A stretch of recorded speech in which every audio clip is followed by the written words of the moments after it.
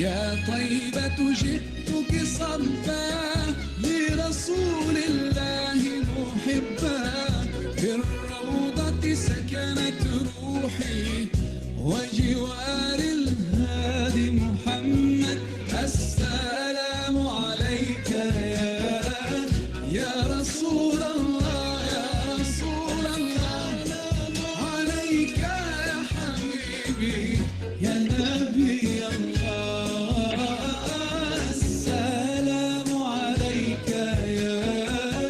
يا رسول الله يا رسول الله عليك يا حبيبي يا نبي الله يا رسول الله.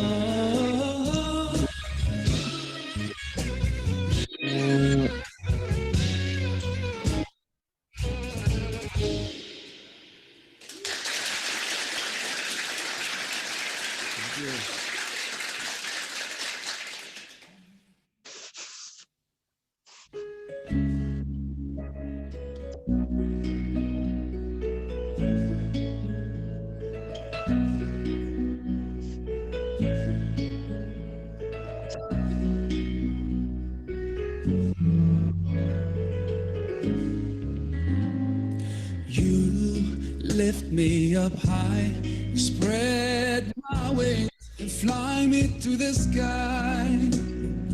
I feel so alive, it's like my soul thrives in your light. But how I wish you'd be here with me all year around. Ramadan, Ramadan, Ramadan ya Habib. Ramadan, Ramadan ليتك دوما قريب.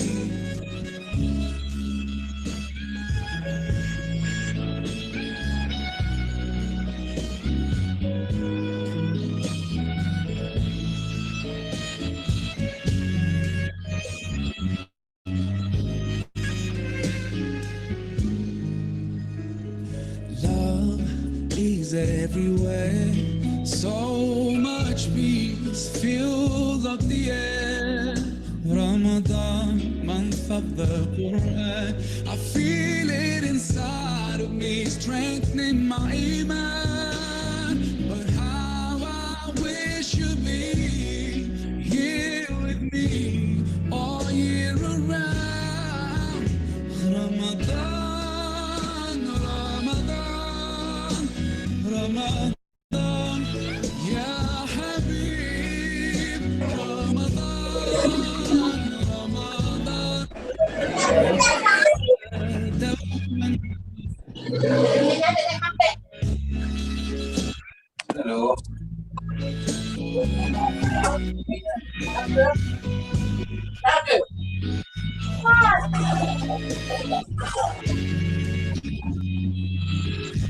Kasih juga. Bentar. Harus ini nasinya, Dek. Every time you come around, you to my soul, and I promise that I'll fly throughout the year to keep your spirit alive. 'Cause in my heart it never dies.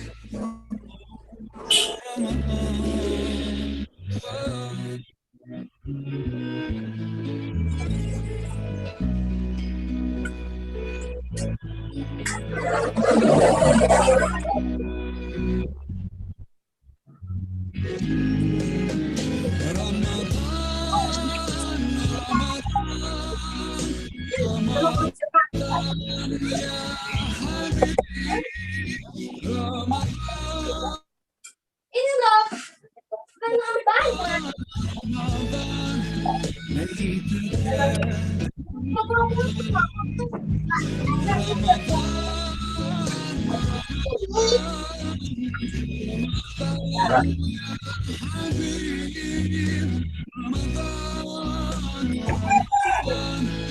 ليتك دوما قريب. ليلك دوما قريب ليلك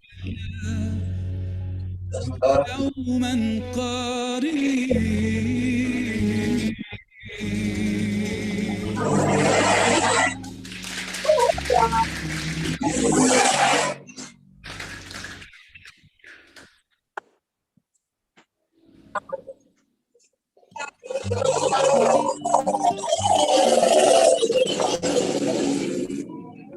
Kurang minyak, tak buat lagi Pak. Udah.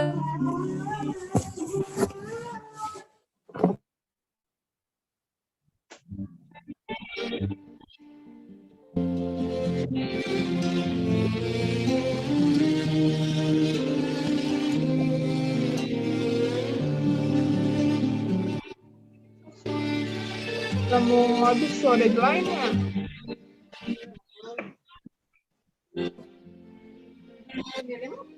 Udah lupa belum?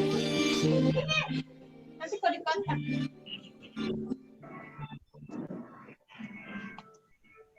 Udah makan ya, Pak? Praise the Apa? Lord for sending me you. You found your home, it's here with me. And I'm here with you. Now let me let you know. Tapi nyatanya sih loh saya sih nggak nggak langsung. I was always thinking that love was wrong, but everything was changed when you came along. Oh, and there's a couple words I wanna say for the rest of my life. I'll be with you, I'll stay by your side, honest and true, to the end of my time. I'll be loving you for the rest of my life, through days and nights. I think I love, open my eyes, now and forever. I'll be there for you, deep in my heart. Feel so blessed when I think that's all love, that's all we do. You're my life and my friend and my strength. Not praying together. Finally now I found myself. I feel so strong. It's everything's changed. Became my love. Whoa, there's a couple words I wanna say. Rest of my life, I'll be with you.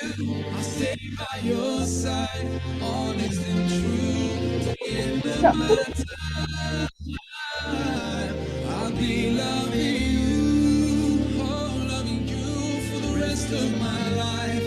Through days and nights, I'll thank our love. Kenapa lo kayak Alfat?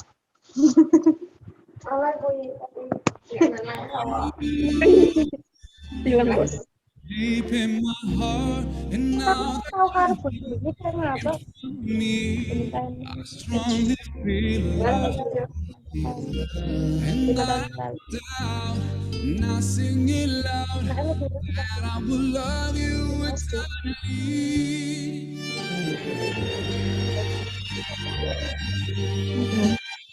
Diangkat.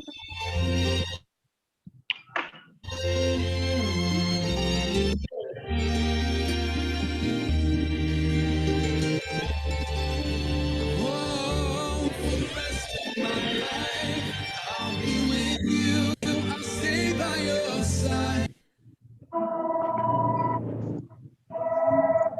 Ya, Assalamualaikum warahmatullahi wabarakatuh.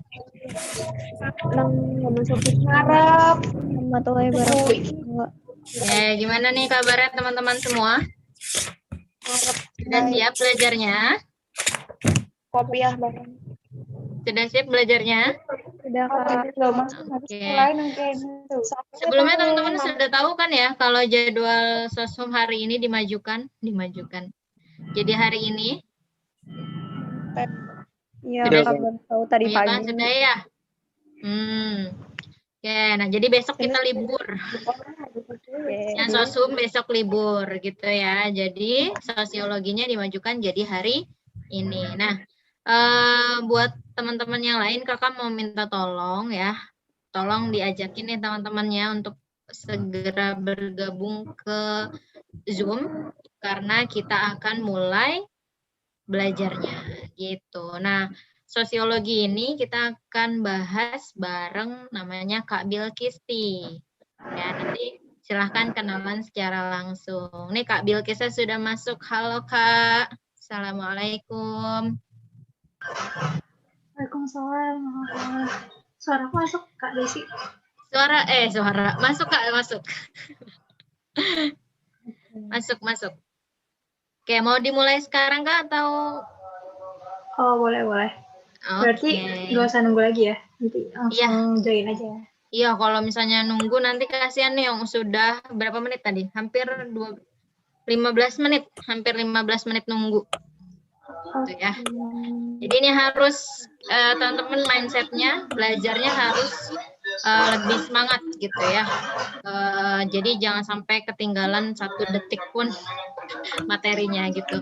Nah teman-teman yang kesulitan sinyal, keluar masuk mulu di Zoom, bisa nonton live di YouTube ya, yang linknya sudah kakak share ke grupnya masing-masing. Gitu. Oke, silahkan untuk ke Kak Bilkis memulai belajarnya. Semangat. Oke, terima kasih Kak Desi. Jadi ini live YouTube ya, tahun. Oke. Yang sebelumnya, Assalamualaikum warahmatullahi wabarakatuh. Waalaikumsalam warahmatullahi wabarakatuh. Ya, sebelum kita mulai gitu ya, supaya belajar kita makin berkah gitu ya, dan supaya semoga masuk nih ya apa yang kita pelajarin hari ini, dan istilahnya nggak usah belajar lah ya, istilahnya aku sharing aja gitu, karena mungkin aku juga masih belajar gitu. Nah, sebelum mulai itu kita berdoa dulu kali ya, enaknya. Kira-kira ada yang mau nggak nih? Atau ada yang bisa nggak nih?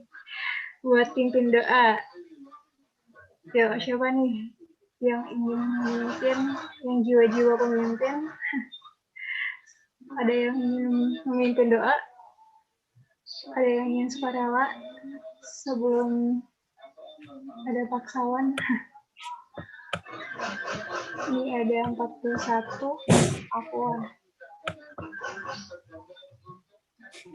aku tunjuk aja ya. Sekalian tes ada orangnya atau enggak nih.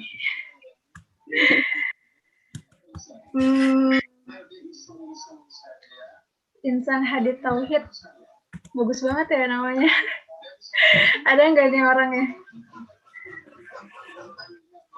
Yang jadinya siapa nih? Insan Hadid atau Tauhid? Ya Allah, ini kita. Gimana Hadid? Boleh dipimpin doanya?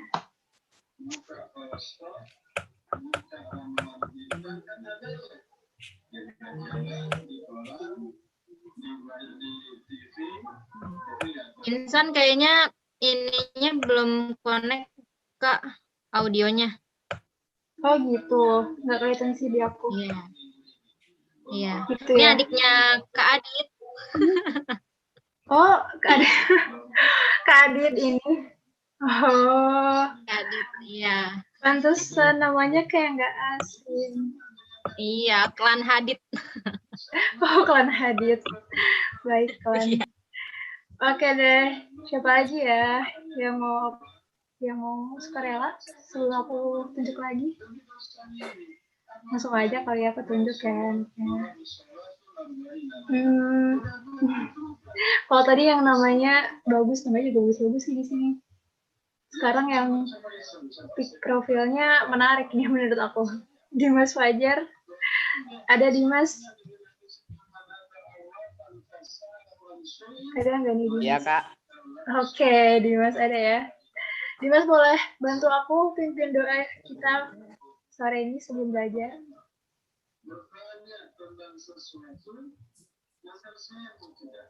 Iya Kak, boleh Kak. Sip, yuk dipimpin Dimas doanya.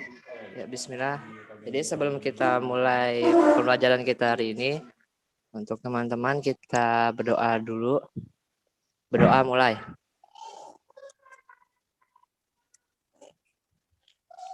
Berdoa selesai.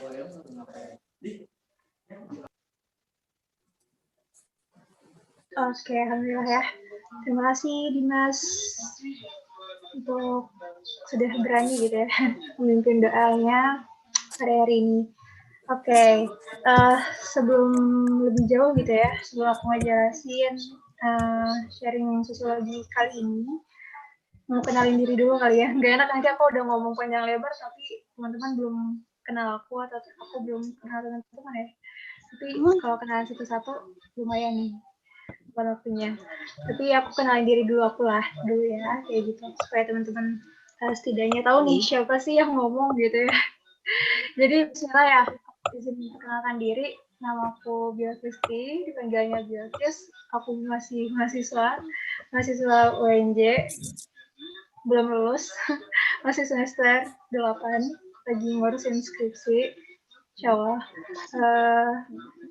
Iya, itu sih ya. Oh ya, tinggalnya di Depok. Gitu.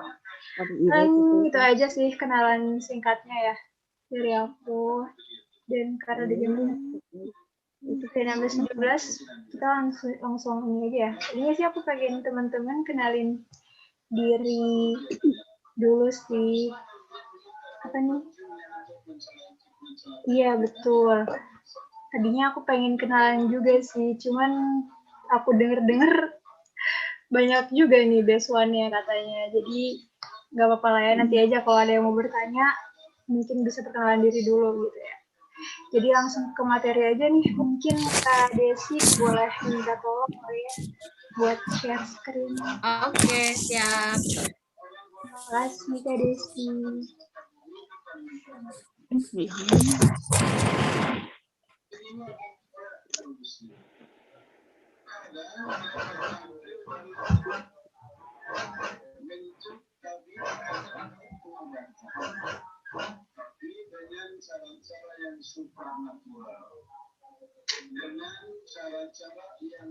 Oke, sebelumnya gitu ya, aku mau ini dulu deh.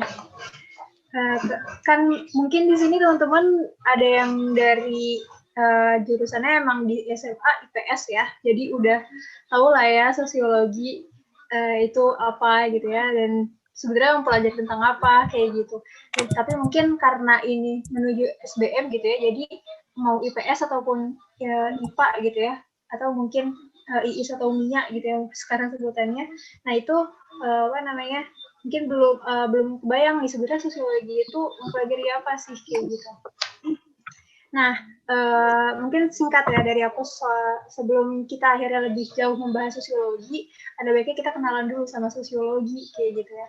Jadi sosiologi itu ya sosiologi ya diambil dari bahasa Latin sosios dan logos gitu ya, yang artinya kalau udah disambungin namanya ilmu tentang masyarakat kayak gitu.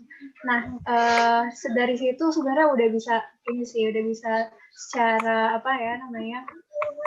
secara logika gitu ya, udah bisa teman-teman simpulin ya tentang nanti akhirnya kita belajar tentang masyarakat, tentang bagaimana gejala-gejala yang ada di masyarakat, proses-proses yang ada di masyarakat, termasuk materi yang akan kita pelajari hari ini kayak gitu ya. Sebenarnya aku dapat silabus dari Kak Desi ya, itu hari ini tentang interaksi sosial, kelompok sosial dan masyarakat multikultural. Nah kalau aku biasanya ini ada 3 materi nih yang lumayan ya, kalau menurut aku yang biasanya kalau aku belajar itu dibahasnya satu pertemuan 1 materi, ini langsung 3 materi gitu ya. Jadi nanti kemungkinan aku nggak bahas lebih dalam semuanya karena setelah aku bikin PPT-nya ternyata sampai 30-an slide gitu ya. Jadi mungkin nanti ada beberapa yang akhirnya aku jelasinnya sedikit aja kayak gitu. Nanti teman-teman bisa dapat ininya sih materi kayak gitu. Oke, mungkin bisa next Kak Desi. Ya, materi pertama ya tentang interaksi sosial kayak gitu. Jadi di sosiologi ya pastinya kita belajar gitu ya untuk akhirnya mengenal gitu ya, mengenal diri kita sendiri, mengenal orang lain kayak gitu. Nah untuk akhirnya kita mengenal orang lain gitu ya, kita mengawali itu ya dengan berinteraksi kayak gitu ya. Kalau di sosiologi, kalau Kimball yang ya di sini menyebutnya interaksi sosial itu adalah hubungan antar individu dengan individu, individu dengan kelompok, kelompok dengan kelompok gitu. Itu definisi ya, sekaligus jenis-jenis yang disebut sama Kimball Young dan Raymond. Nah, di sini kita kan sering banget ya sebut gitu ya, apa sih namanya, interaksi, kita lagi berinteraksi nih, orang itu lagi berinteraksi, interaksi tuh bahasanya udah umum lah kayak gitu ya bahasanya. Nah, tapi ternyata teman-teman di sosiologi itu ada yang namanya syarat terjadinya interaksi gitu. Jadi baru bisa dikatakan interaksi sosial gitu ketika dua syarat ini terpenuhi. Gitu. Yang pertama syarat itu adalah adanya kontak sosial gitu ya. Kalau kontak sosial ini kalau secara definitifnya gitu ya, kalau dari bahasa Latinnya itu dari kon atau kum yang artinya bersama-sama dan tango yang artinya menyentuh. Jadi kontak sosial ini dia artinya saling berhubungan melalui tatap muka atau berjabat tangan atau berisyarat, nelpon gitu ya, berbicara, pokoknya sesuatu hal yang dilakukan dengan saling ketika seorang itu saling berhubungan seperti itu. Nah, di sini tadi ya udah disebutin ada contoh-contohnya memberi isyarat kayak gitu ya, terus atau berjabat tangan aja itu disebutnya interaksi kayak gitu, walaupun kita nggak menyebutkan bahasa gitu ya, karena nanti di situ ada gitu ya disebutnya dengan media. Nah, di kontak sosial sendiri itu ada macam-macamnya. Yang mungkin kalau udah ada sebagian yang tahu gitu ya, kontak sosial itu terbagi jadi dua ya, primer dan sekunder, atau langsung ya dan tidak langsung kayak gitu. Nah, di sekunder pun itu terbagi dua lagi teman-teman. Jadi ada sekunder langsung lagi gitu ya, ada sekunder tidak langsung gitu. Jadi apa sih yang ngebedain gitu ya? Jadi sekunder langsung itu ketika dia melalui perantara, tapi dia hubungannya itu saat itu juga kayak gitu.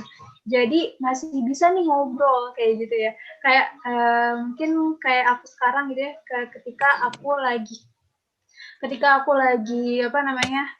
berbicara, terus kemudian ada yang bertanya gitu ya, misalnya sok kemudian menjawab. Nah, kita dinamakan sedang melakukan kontak sosial sekunder langsung gitu ya, karena kita tidak bertatap muka secara bertemu langsung, tapi kita menggunakan media, tapi kita ngomongnya langsung gitu ya, gitu. Kalau dibayangin ya seperti itulah. Nah, bedanya kalau tidak langsung, sekunder tidak langsung, dia udah menggunakan media, sudah tidak bertemu, pun dia sedang tidak saat itu juga berkomunikasinya kayak gitu. Saat itu juga, dan di sini aku contohin email ya. Soalnya kalau email itu kan bisa jadi kita nggak langsung balas gitu ya, dan atau misalnya kita tuh nggak dia tuh by text aja gitu misalnya, kita nggak bertatap muka gitu, nggak kelihatan muka-mukanya kayak gitu. Nah itu ya contoh kecilnya. Kemudian syarat yang kedua, kalau tadi syarat yang pertama adalah kontak sosial, yang kedua adanya komunikasi. Nah syarat ini, komunikasi ini merupakan proses gitu ya, proses ketika seseorang menyampaikan pesannya gitu ya. Jadi sebenarnya kalau ada pesan gitu berarti ada yang ingin dibawakan gitu ya. Berarti makanya komunikasi ini menjadi suatu syarat terjadinya interaksi gitu ya. Ketika interaksi baru bisa dikatakan interaksi ketika seseorang itu ada yang disampaikan gitu ya. Ini belajar unsurnya gitu ya. Jadi baru bisa dikatakan komunikasi lagi gitu ya ketika ada yang namanya pertama komunikator, kalau mungkin udah pada tahu ya, atau sebagian ada yang tahu, komunikator itu adalah ya orang yang menyampaikan pesan ya, gitu ya. Nah, kemudian ada komunikan. Komunikan itu ya kebalikannya ya, orang yang menerima pesan. Kemudian pesan. Pesan di sini adalah message ya, atau sesuatu yang ingin disampaikan tadi gitu. Baik itu baik itu berupa bahasa gitu ya, ataupun berupa isyarat kayak gitu. Nah, kemudian ini ada media ya. Media di sini bukan berarti alat gitu ya. Alat yang tampak gitu ya. Itu enggak gitu. Tapi media di sini itu adalah terbagi lagi ya menjadi dua gitu. Verbal dan non verbal. Jadi verbal di sini adalah adanya bahasa gitu ya. Jadi bahasa kita nih, bahasa yang aku sedang bicarakan gitu ya ke teman-teman, itu adalah bahasa. Itu adalah media yang aku gunakan untuk menyampaikan ke teman-teman. Nah, maka ketika seseorang misalnya, maaf ya, tidak bisa bicara, ya, itu juga tetap bisa berkomunikasi kayak gitu. Ketika walaupun dia tidak menyampaikan dengan bahasa gitu, tapi dia bisa menggunakan dengan isyarat gitu ya. Nah, itu juga dinamakan yang dinamakan non verbal gitu. Jadi itu yang dinamakan media. Nah, kemudian yang kelima itu adanya efek gitu ya, atau timbal balik gitu ya. Jadi ketika kita kalau misalnya ketika kita ya sederhananya ketika kita bertanya gitu ya, kita ada yang menjawab gitu ya. Kayak gitu, atau misalnya ketika kita ngomong lah, sering nimpalin kayak gitu misalnya. Pokoknya sesuatu yang terjadi di antara dua orang gitu ya. Gitu. Next boleh Kak?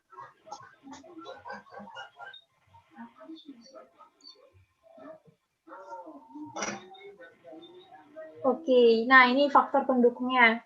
Jadi kalau kalau yang aku pelajari ya, faktor pendukungnya itu ada ada 6 gitu ya. Ada imitasi, ada yang namanya sugesti, ada yang namanya identifikasi, simpati, empati, dan motivasi gitu ya. Nah, kalau aku bagi lagi, ini bacanya gini ya. Jadi imitasi dan sugesti ini masuknya ke berlangsungnya cepat gitu ya. Dia langsung tuh berpengaruh ke orang yang ke komunikannya, ke orang yang mendapat informasi itu gitu ya. Nah, tapi pengaruhnya itu lemah gitu ya. Jadi walaupun berlangsungnya cepat, tapi dia pengaruhnya lemah gitu. Beda dengan identifikasi, simpati, empati, motivasi, dia berlangsungnya lambat, tapi pengaruhnya mendalam gitu ya. Jadi masuknya itu tuh lambat gitu, nggak secara langsung kayak orang tuh langsung percaya gitu. Nggak, tapi orang tuh perlahan baru misalnya orang itu percaya gitu. Makanya di sini masuknya motivasi juga termasuk kayak yang berlangsungnya lambat gitu ya. Tapi pengaruhnya itu mendalam kayak gitu ya. Nah, imitasi sendiri di sini ciri-cirinya, kalau ini sih aku mencirikan sendiri ya, ciri-ciri versi aku gitu. Jadi imitasi ini sifatnya temporer gitu ya. Kalau temporer berarti suatu waktu aja gitu ya. Jadi nggak selamanya itu bisa terjadi kayak gitu. Terus yang kedua itu meniru. Jadi tuh imitasi ini pokoknya sifatnya itu dia meniru aja gitu. Tapi menirunya tanpa keluarnya aja kayak gitu. Misalnya kita ngefans gitu ya sama idola kita gitu ya. Terus kita tampilan kita, gaya berpakaian kita itu ngikutin idola kita kayak gitu. Nah, itu kan cuman tampilan luarnya aja gitu ya. Itu yang dinamakan imitasi gitu ya. Nah, diidentifikasinya dengan bahasa ingin mengikuti gitu. Biasanya kalau di soal SBMPTN gitu ya, itu teman-teman bisa menggarisbawahi atau menganalisis dulu gitu ya.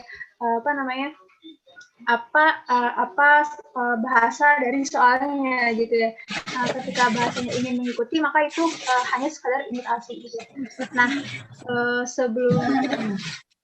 Nah, itu yang aku urut dulu ya, sugesti. Yang kedua sugesti. Jadi sugesti ini secara definitif gitu ya, pemberian pengaruh kepada pihak lain kayak gitu.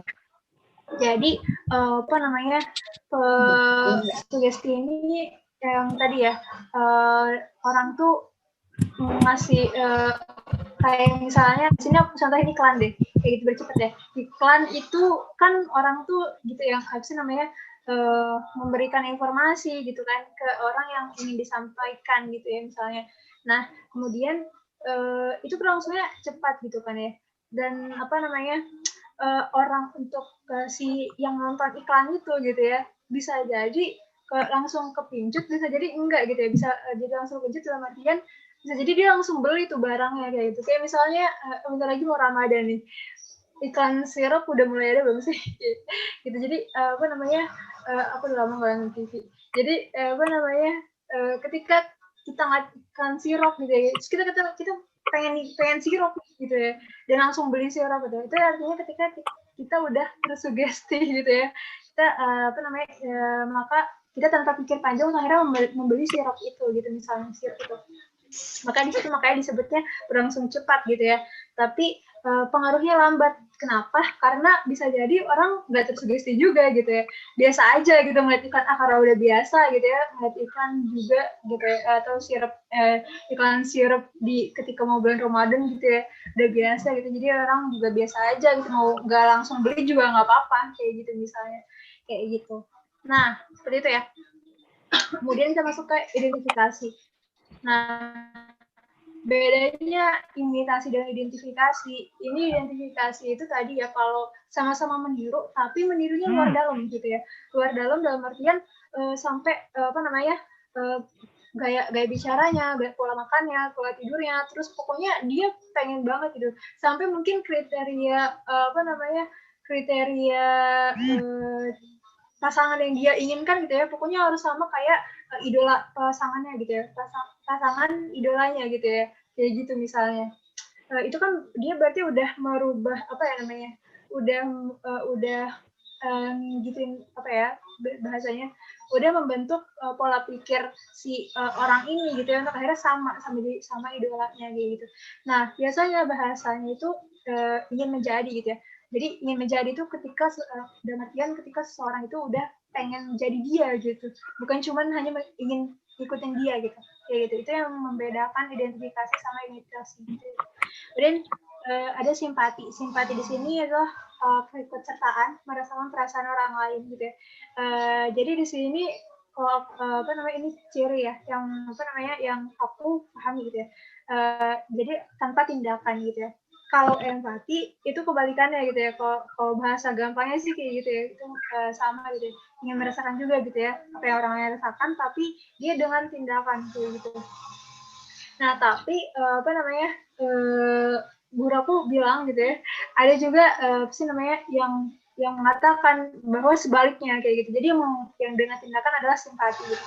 Jadi kalau aku berpikirnya adalah kembali ke keyakinan masing-masing gitu ya. Jadi apa namanya, yang masih aku yakini gitu ya, itu masih yang seperti pada umumnya gitu. Jadi simpati itu dengan tanpa tindakan gitu, dan empati yang dengan tindakan. Ketika seorang misalnya udah banjir, baru-baru ini ada musibah banjir nih gitu ya, kita kasihan gitu ya, sekedar kasihan aja gitu ya, dan apa sih namanya, ikut sedih gitu ya, itu hanya simpati aja kayak gitu. Tapi ketika kita pengen donasi nih rasanya kayak gitu, atau misalnya pengen jadi relawan bahkan gitu ya, dan langsung berangkat ke sana gitu ya, itu berarti kita sudah apa namanya, ada terjadi empati di sana gitu ya. Nah kemudian yang terakhir adalah motivasi. Nah tadi ya, kenapa berlangsungnya lambat gitu ya, motivasi itu kan nggak semua motivasi gitu ya langsung orang tuh langsung dapet gitu ya, langsung nerima, langsung masuk gitu ya, atau langsung dipikirin baik-baik gitu ya. Dan semua orang menyikapinya seperti itu kayak gitu. Jadi di sini memberi motivasi diartikan gitu sebagai pemberian pengaruh pada nalar gitu ya. Jadi seorang itu diajak berpikir gitu, seperti itu. Oke, boleh next Kak.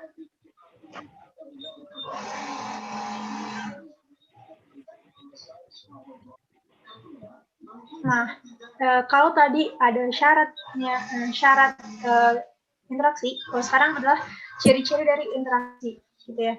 Nah, ciri-ciri dari interaksi ini disebutkan gitu ya di sosiologi ada 4 gitu ya. Yang pertama, jumlah pelakunya lebih dari 1 orang. Jadi kalau misalnya dia ngomong sendiri gitu ya, itu nggak bisa dibilang interaksi gitu ya. Jadi apa namanya, harus ada lawan bicaranya seperti itu. Kemudian yang kedua, adanya komunikasi antara pelaku dengan menggunakan simbol-simbol. Kayak tadi aku sampaikan gitu ya. Jadi ada simbol di sini bukan berarti simbol ini ya, simbol apa yang benar-benar simbol secara definitif tuh enggak ya. Jadi simbol di sini bahasa itu termasuk simbol gitu ya. Gestur, mimik wajah itu juga termasuk simbol gitu ya. Jadi simbol di sini adalah bahasa gitu ya, media yang disampaikan oleh komunikator kepada komunikan. Jadi itu. Kemudian yang ketiga, adanya suatu dimensi waktu yang meliputi masa lalu, masa kini, dan masa yang akan datang. Jadi ada waktunya gitu ya. Dan yang keempat, adanya tujuan yang hendak dicapai dari interaksi tersebut. Jadi interaksi itu ya ada tujuan gitu ya. Ada sesuatu yang ingin disampaikan ke orang lain gitu. Kayak tadi iklan gitu ya. Pasti perusahaan itu membuat iklan mempunyai tujuan gitu supaya orang itu terpengaruh untuk akhirnya membeli gitu misalnya. Terus syarat-syarat biasanya terus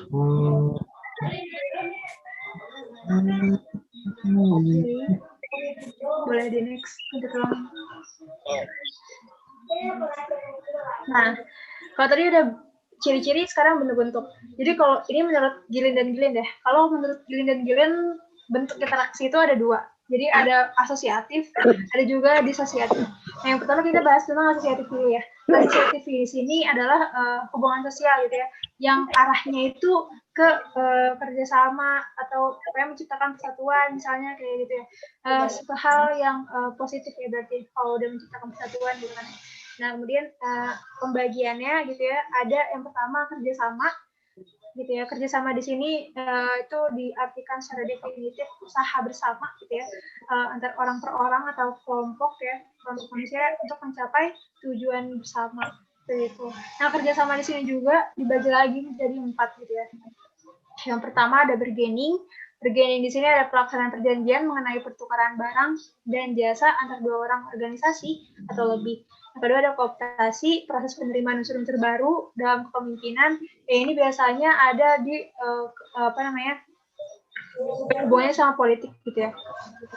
Karena dia baru menyoal dengan kepemimpinan atau organisasi gitu. Dan ada koalisi gitu ya, atau gabungan dua badan atau lebih yang punya tujuan yang sama. Kemudian ada yang joint venture. Joint venture ini kerjasama dalam pengusahaan proyek yang tertentu. Gitu.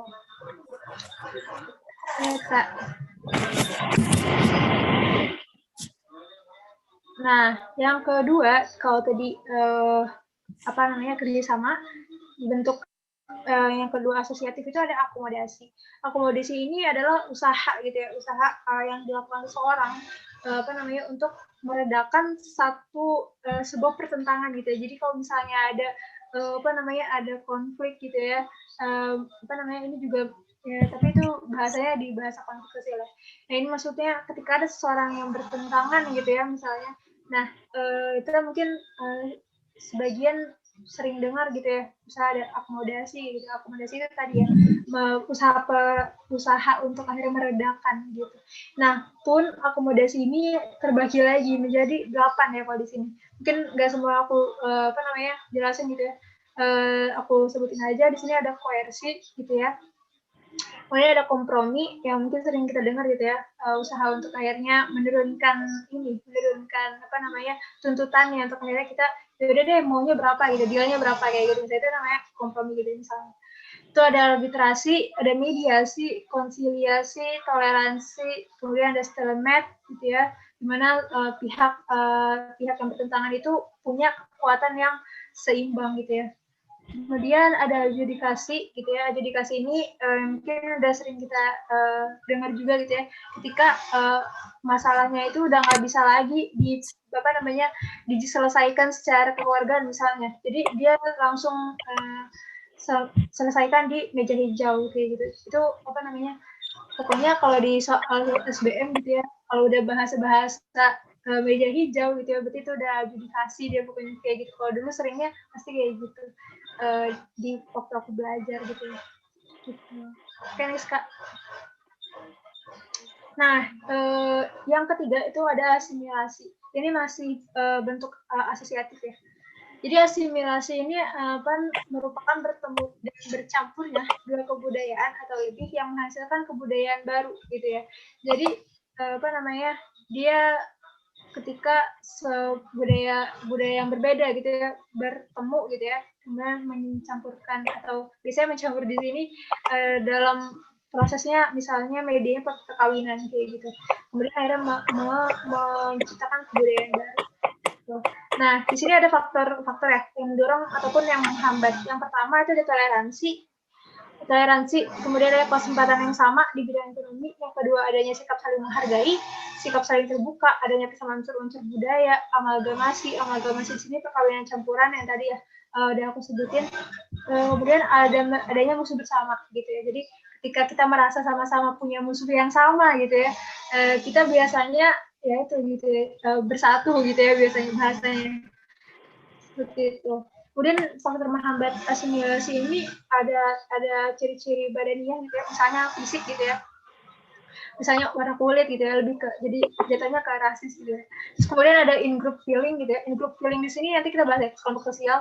In group feeling itu adalah perasaan kita kelompok kita aja, kita bahasanya gini, kita cuma ngebela kelompok kita aja gitu, kita nggak ngebela kelompok dia gitu, karena itu bukan kelompok kita gitu, itu mereka ya urusan mereka gitu, bukan urusan kita, itu bahasanya gitu. Nah, kemudian dominasi ekonomi, kehidupan yang terisolir, kurangnya pengetahuan terhadap budaya yang lain, perasaan takut terhadap perubahan budaya, adanya perasaan superioritas, kemudian gangguan terhadap kelompok minoritas, pun ada perbedaan kepentingan. Itu yang menghambat asimilasi. Next, Kak. Yang terakhir nih, di proses asosiatif itu ada akulturasi. Akulturasi kalau tadi asimilasi itu dia kebudayaan berbeda kemudian bercampur, kalau akulturasi ini dia berbeda bercampur tapi dia tidak menghasilkan kebudayaan yang baru gitu, tapi dia sama-sama mempertahankan budayanya gitu. Jadi dia ya sama gitu ya, tidak menghasilkan budaya yang baru tapi dia menyatu gitu ya, toleran lah bahasanya gitu ya.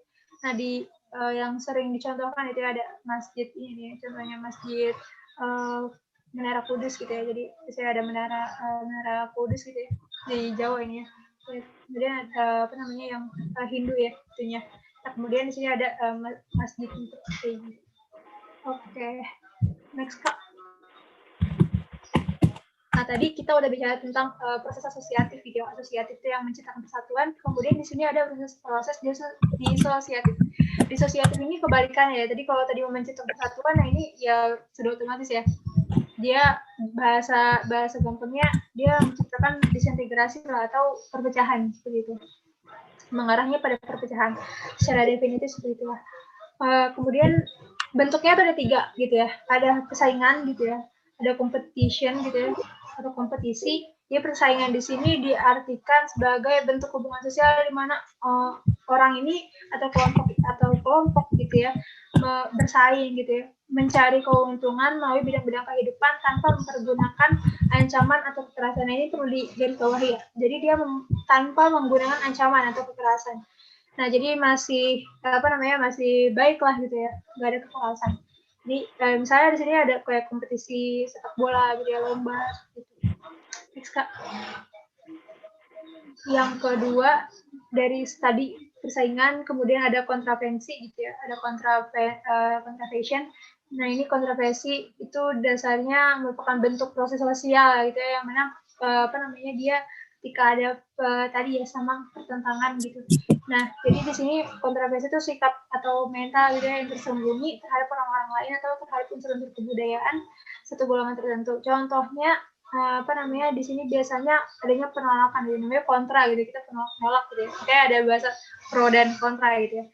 Kita nolak gitu ya, ketika ada penolakan berarti kita kan ada sesuatu yang tidak sepakat ya, jadi bersama gitu, tidak nyambung nih gitu ya, nggak bisa jadi satu kayak gitu, nggak bisa menjadi adanya kesatuan.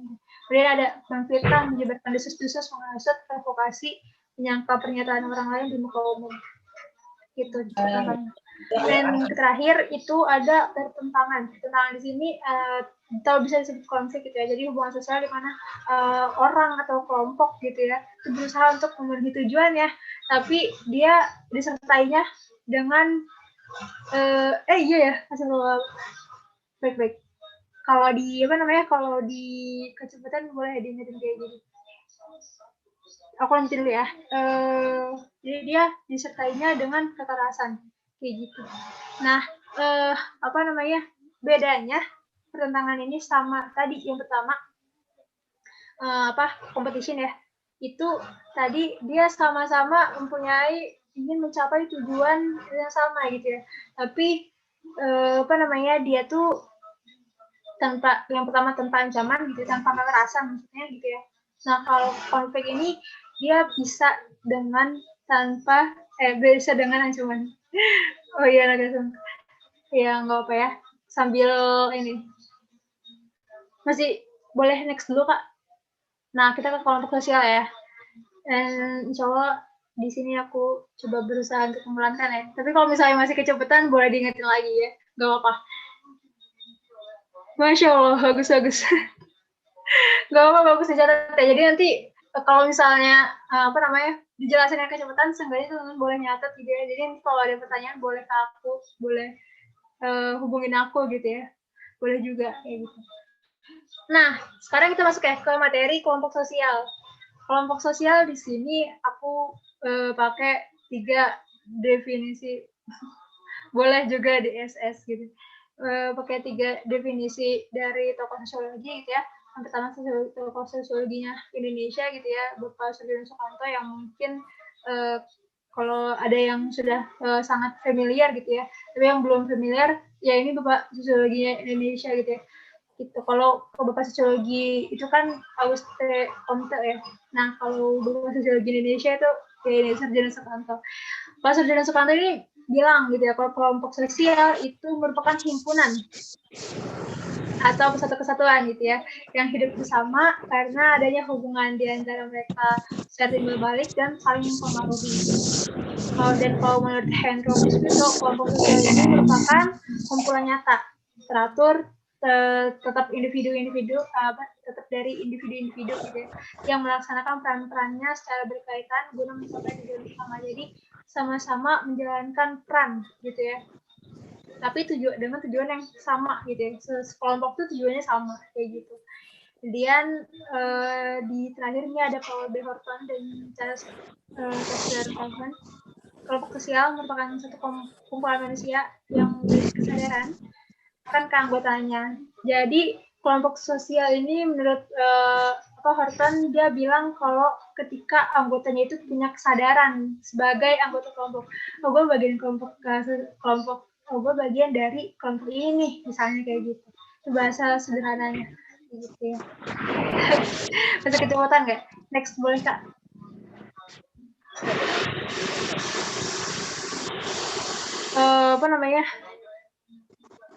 Kita mau tanya jawabnya sekarang atau di akhir aja? Aku taruh di akhir boleh ya. Tapi nanti kalau teman-teman takut lupa, boleh boleh dicatat dulu sama teman-teman gitu. Atau boleh dicatat di room chat ini juga nggak apa-apa gitu ya. Atau misalnya kalau ada yang malu boleh private chat ke aku. Bisa nggak sih? Bisa kan ya? Gitu ya. Soalnya biar selesai dulu aja materinya gitu ya. Nah,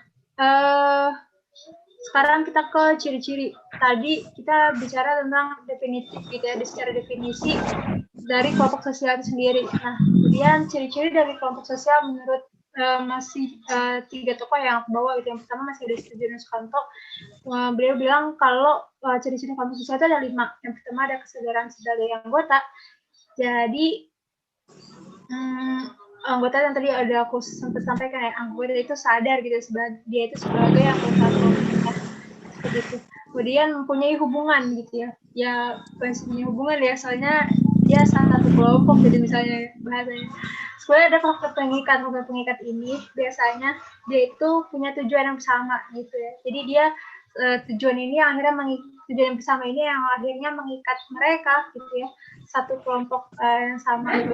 Akhirnya mereka sama-sama mencapai tujuan bersama seperti itu. Nah, kemudian ada struktur, kaidah dan pola yang sama. Jadi mereka tuh punya kaidah atau normanya sendiri gitu ya. Dan itu menurut Sudirman Sukanto gitu ya. Kalau jadi baru bisa dikatakan kelompok sosial ketika kelompok itu mempunyai struktur, punya kaidah dan pola yang sama. Gitu. Jadi itu. Kemudian yang kelima, bersistem dan berproses. Nah tadi ya, dia berstruktur gitu ya, bersistem gitu ya, dan juga berproses. Nah kalau menurut Robert King Merton ya, dia menyebut kelompok sosial itu ciri-cirinya yang pertama ditandai oleh sering terjadinya interaksi. Jadi kelompok sosial itu ada ketika adanya interaksi yang sering gitu ya, yang intensif gitu. Jadi terus menerus gitu ya. Jadi kemudian yang itulah yang akhirnya ada kelompok gitu ya. Bisa dikatakan kelompok seperti itu. Nah, kemudian pihak yang berinteraksi mendefinisikan dirinya sebagai anggota kelompok. Gitu. Jadi tadi ya sama kayak Sudirman Sukanto ya, bahasanya punya kesadaran gitu ya sebagai anggota kelompok seperti itu. Yang ketiga, pihak yang berinteraksi didefinisikan oleh orang lain sebagai anggota kelompok. Nah, jadi maksudnya didefinisikan orang lain itu seperti apa gitu. Jadi misalnya ketika kita anggaplah kelompok ini kelompok sosum gitu ya. Kelompok sosum itu didefinisikan ketika misalnya tadi Dimas gitu misalnya. Dimas baru bisa dikatakan bukan baru juga sih. Bisa dikatakan sebagai anak sosum ketika orang lain misalnya anak saintek itu mengatakan kalau Dimas itu ya anak sosum gitu ya. Jadi mengakui gitu ya, orang itu mengakui mendefinisikan kalau si orang ini adalah bagian dari kelompoknya. Jadi ada syarat ini juga gitu. Ada ciri ini juga menurut Robert King Merton. Kemudian ada pola sama Sudirman Sukanto. Nah, next Kak. Kalau tadi ada Sudirman Sukanto, Robert King Merton, nah ini ada McIver. McIver bilang kalau ciri-ciri kelompok sosial itu ada 5. Yang pertama, mempunyai kesatuan, terus kesatuannya nyata gitu. Jadi dia nyata gitu bentuknya kelompoknya itu nyata.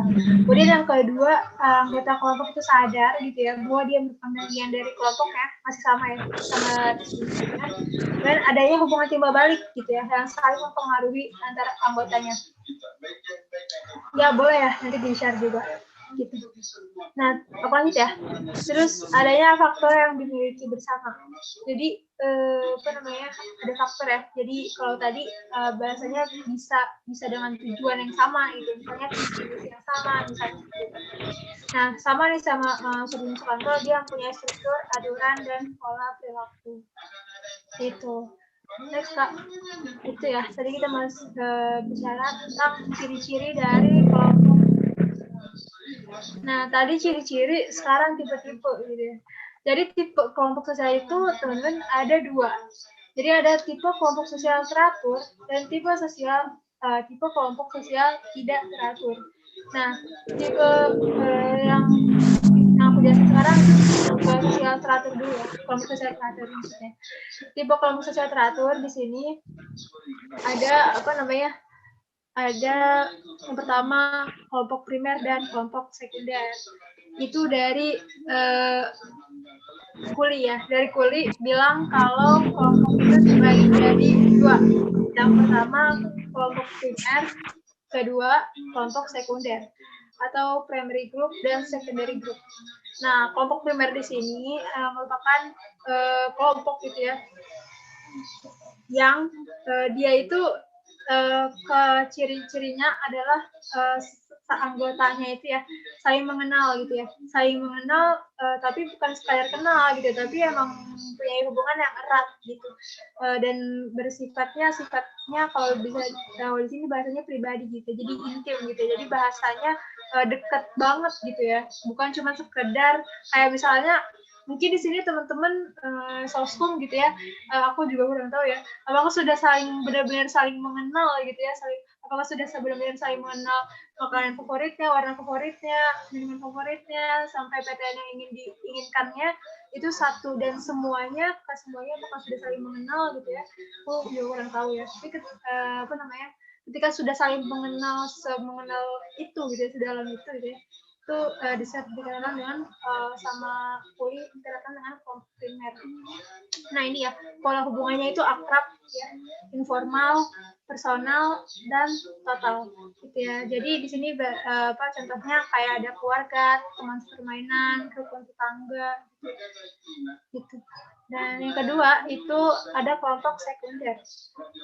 Nah itu ya, tadi kalau kelompok primer, terus kemudian yang kedua sekunder. Kalau bahasanya kelompok luarnya gitu ya. Tapi sekunder ini kelompok sosial gitu ya, yang anggotanya berhubungan secara formal ya. Kalau formal berarti dia balik ke dirinan formal ya. Jadi yang formal aja gitu bahasanya. Ada yang personal, segmental. Segmental di sini artinya dia terbagi-bagi gitu ya, atau terpisah-pisah gitu ya. Dan biasanya kelompok ini itu asasnya itu asas manfaat gitu ya.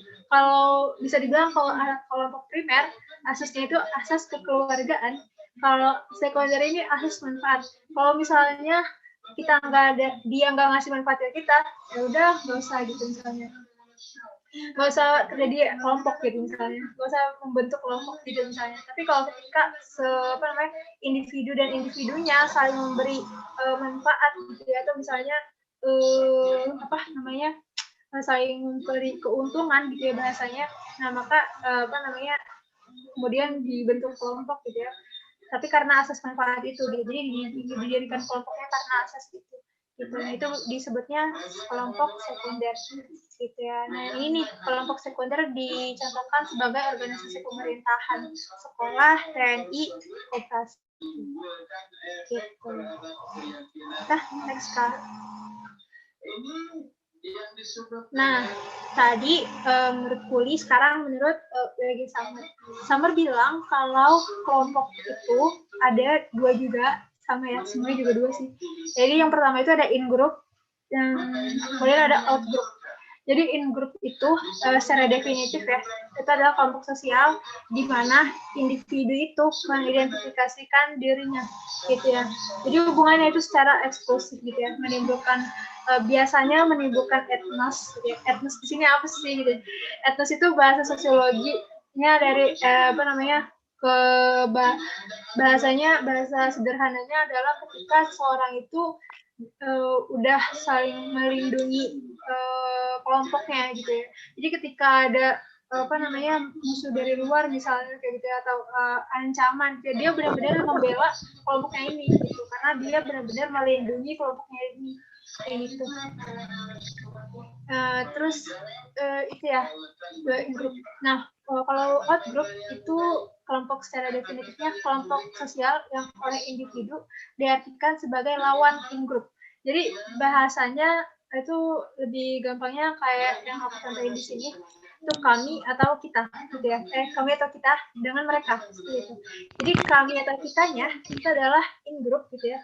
Mereka itu out group. Jadi di luar dari kita gitu ya, di luar dari kami gitu ya, adalah lawan gitu ya, atau misalnya adalah out group gitu misalnya, bukan bagian dari kita gitu.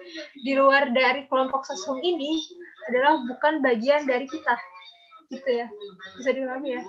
Jadi bukan bagian dari kita, ya bukan bagian dari kita. Misalnya dia anak saintek gitu ya dia anak saintek bukan anak sesung gitu misalnya.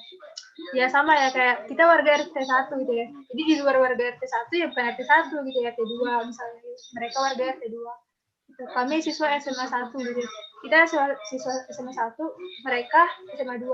Ketika sudah ada kata mereka gitu ya, maka itu menandakan dia sudah mendefinisikan kelompok out group-nya gitu. Kelompok out group itu yang mereka gitu, kita kelompok in group gitu.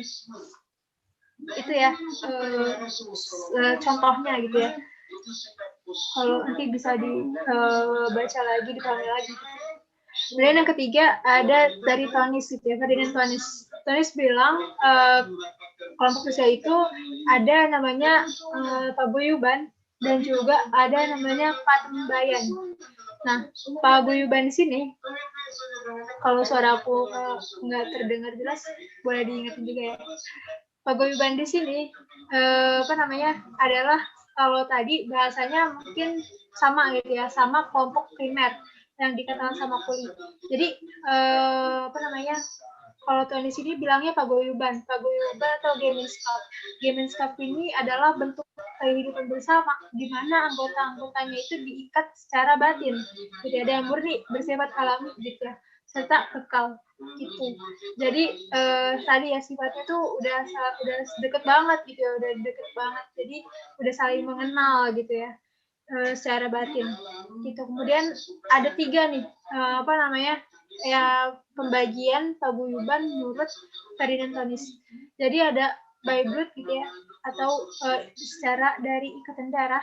Kemudian ada of place gitu ya, karena tempat. Kemudian ada of mind, karena jiwa pikirannya gitu. Jadi kalau by blood gitu ya, berdasarkan karena ikatan darah ya, bisa apa namanya, bisa jelas gitu ya, karena ikatan darah ya, berarti ada keluarga gitu ya, gitu. Dan ada karena tempat gitu ya, karena misalnya ya karena satu tempat yang berdekatan gitu ya, maka di sini contohnya ada rukun tetangga, rukun warga gitu ya misalnya gitu. Kemudian ada paguyuban karena jiwa pikiran gitu ya, atau of mind. Nah itu ada apa namanya karena dia punya pikiran atau ideologi yang sama gitu ya. Jadi dia terbentuk paguyubannya karena dia punya ideologi yang sama misalnya gitu. Nah itu ya kalau dari Tönnies, paguyubannya ada 3 dibentuknya. Kemudian yang kedua itu ada patembayan. Patembayan kalau tadi paguyuban, maka sebenarnya ini selalu bertolak belakang ya. Jadi kalau dari tadi ya, dari Kuli terus lagi Samar gitu ya, pun ke Tönnies, pokoknya kalau dia yang satu ikatannya kuat, berarti yang satu lagi enggak. Nah yang enggak ini disebut sama Tönnies adalah patembayan. Jadi dia ini hubungannya itu sifatnya pokok gitu ya, atau umum gitu ya, atau dia itu biasanya jangka waktunya pendek gitu. Tuh, jadi biasanya dia ini juga terjadi di perkotaan gitu. Jadi dia hanya ada satu hanya dibentuk kelompok gitu ya, ketika dia punya kepentingan yang sama misalnya gitu ya, atau dia punya apa namanya, tujuannya itu sama gitu, tapi dia biasanya nggak lama gitu ya, nggak seperti paguyuban gitu ya. Dan ini biasanya ada di perkotaan. Kenapa di perkotaan? Karena di perkotaan itu yang sudah banyak ada pembagian kerja. Ketika ada pembagian kerja berarti ini sudah ada pembagian kelompok gitu ya, sudah terbagi-bagi, terpisah-pisah gitu ya, seperti itu.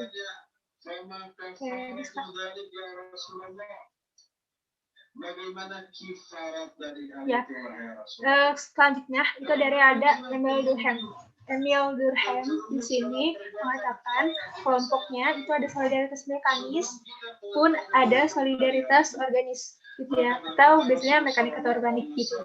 Nah, mekanis di sini masyarakat yang punya kesamaan dan kesadaran sama gitu ya, yang kuat gitu ya, sama lagi gitu sama yang sebelumnya kalau Tönnies bilangnya paguyuban gitu ya, dia punya hubungan yang kuat gitu ya. Kalau Tönnies bilangnya hubungan batin yang kuat gitu ya.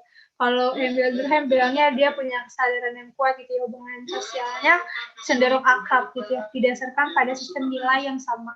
Contohnya solidaritas yang ada di masyarakat pedesaan gitu ya. Biasanya kan gitu ya, kalau di masyarakat pedesaan itu hubungannya itu erat banget gitu, erat banget. Dan kenapa erat? Karena biasanya karena masyarakat, dan kenapa di desa gitu ya, seringnya karena di desa itu masih sifatnya homogen gitu ya.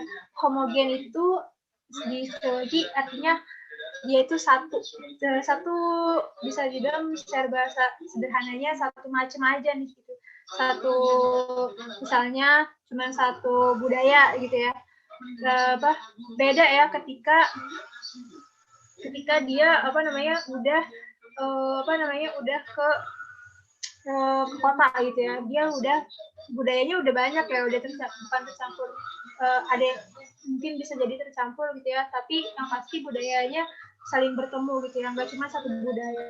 Nah ketika tadi ya balik lagi ke desa, ketika cuma satu budaya gitu ya, biasanya kan jadinya satu budaya aja nih gitu kan, nggak jadi ya semuanya saling memahami gitu ya, saling memahami kalau emang ini budaya kita gitu ya, gitu. Jadi harus dijaga gitu. Nah itu yang ketika punya perasaan itu biasanya hubungannya jadi kuat gitu ya. Nah ini kenapa dicirikannya di masyarakat pedesaan gitu. Nah kalau soal identitas organis itu kebalikannya gitu ya. Kalau tadi akrab berarti sekarang ya bukan gak akrab juga sih, tapi dia biasanya ada gitu ya. Tapi karena apa namanya, karena tadi ya punya kepentingan gitu. Kalau dia punya kepentingan baru nih ada kelompok ini gitu misalnya. Gitu. Jadi dia punya saling membutuhkan gitu, karena dia saling membutuhkan jadinya dia ada kelompok ini gitu. Nah ini biasanya ada di masyarakat kota gitu ya, tadi ya bedanya kenapa ada di apa namanya di kota, karena tadi dia punya masyarakatnya heterogen, kebalikan dari soliditas mekanis yang di desa yang homogen. Kalau tadi homogen satu ya, berarti kalau heterogen kebalikannya ya, heterogen itu berarti lebih dari satu ya gitu. Jadi dia banyak gitu, banyak budayanya gitu, banyak budayanya yang akhirnya apa namanya nggak mudah gitu buat akhirnya kelompok ini membentuk satu kelompok gitu ya, karena istilahnya tiap kepala itu kan beda-beda ya pemikirannya misalnya, otaknya gitu ya, apa yang dipikirinnya gitu. Nah, untuk menjadi satu kesatuan itu sulit gitu ya, apalagi dia punya budayanya juga beda-beda gitu.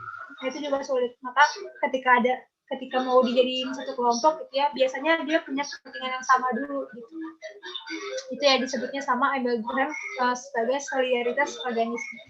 Cirinya dia punya bagian kerja gitu. Jadi kalau teman-teman nemu soal udah mempunyai bahasanya gitu, teman-teman sebenarnya kalau mau menganalisis soal sosiologi gitu ya, itu teman-teman bisa benar-benar membaca dulu soal sosiologinya. Ketika ada bahasa apa namanya, dia sudah ada pembagian kerja gitu ya, maka ketika dia sudah pasti gitu ya, ada di masyarakat heterogen. Masyarakat heterogen berarti dia masyarakat yang mempunyai banyak budaya kan. Ketika mempunyai banyak budaya berarti dia adanya di kota gitu ya, kayak gitu. Oke, gitu ya. Next Kak. Nah, terakhir nih, yang kelima dan keenam, membership group dan reference group. Jadi kalau Robert T. Merton bilang ada yang namanya membership group, ya, di mana individu itu masuk ke dalam anggota kelompok-kelompok itu, gitu ya, secara fisik, gitu ya. Jadi dia ada, gitu ya. Gitu. Nah, apa namanya? Misalnya kayak teman-teman inilah ya di kelompok soshum gitu misalnya. Nah itu kan ada hadir ya secara fisik gitu ya. Berarti teman-teman memang sebagai anggota dari kelompok soshum gitu misalnya. Nah bedanya dengan reference group adalah kelompok acuan gitu ya. Merupakan kelompok sosial yang menjadi acuan bagi seseorang untuk membentuk pribadi dan perilakunya sesuai dengan kelompok acuan tersebut gitu ya. Kalau boleh aku contohin, ini contoh aja ya, gitu ya. Misalnya teman-teman apa namanya tertarik gitu ya, atau teman-teman suka nih dengan gaya belajarnya anak-anak saintek gitu ya. Ini misalnya aja ya, gitu. Yang mana misalnya gitu ambis banget setiap pelajaran, setiap ada kelas belajar seperti ini gitu ya, misalnya pasti selalu dicatat gitu ya. Terus kemudian kalau misalnya ada yang nggak ngerti ditanyain gitu ya, misalnya mau itu ditanyanya langsung ataupun tidak langsung gitu ya, atau misalnya pokoknya cara-cara belajar yang teman-teman sukai gitu ya dari anak saintek gitu ya, dari kelompok luar gitu ya, dari kelompok saintek gitu ya, misalnya teman-teman menjadikan itu sebagai acuan gitu ya. Jadi itu yang dinamakan dengan kelompok saintek ini reference group gitu ya.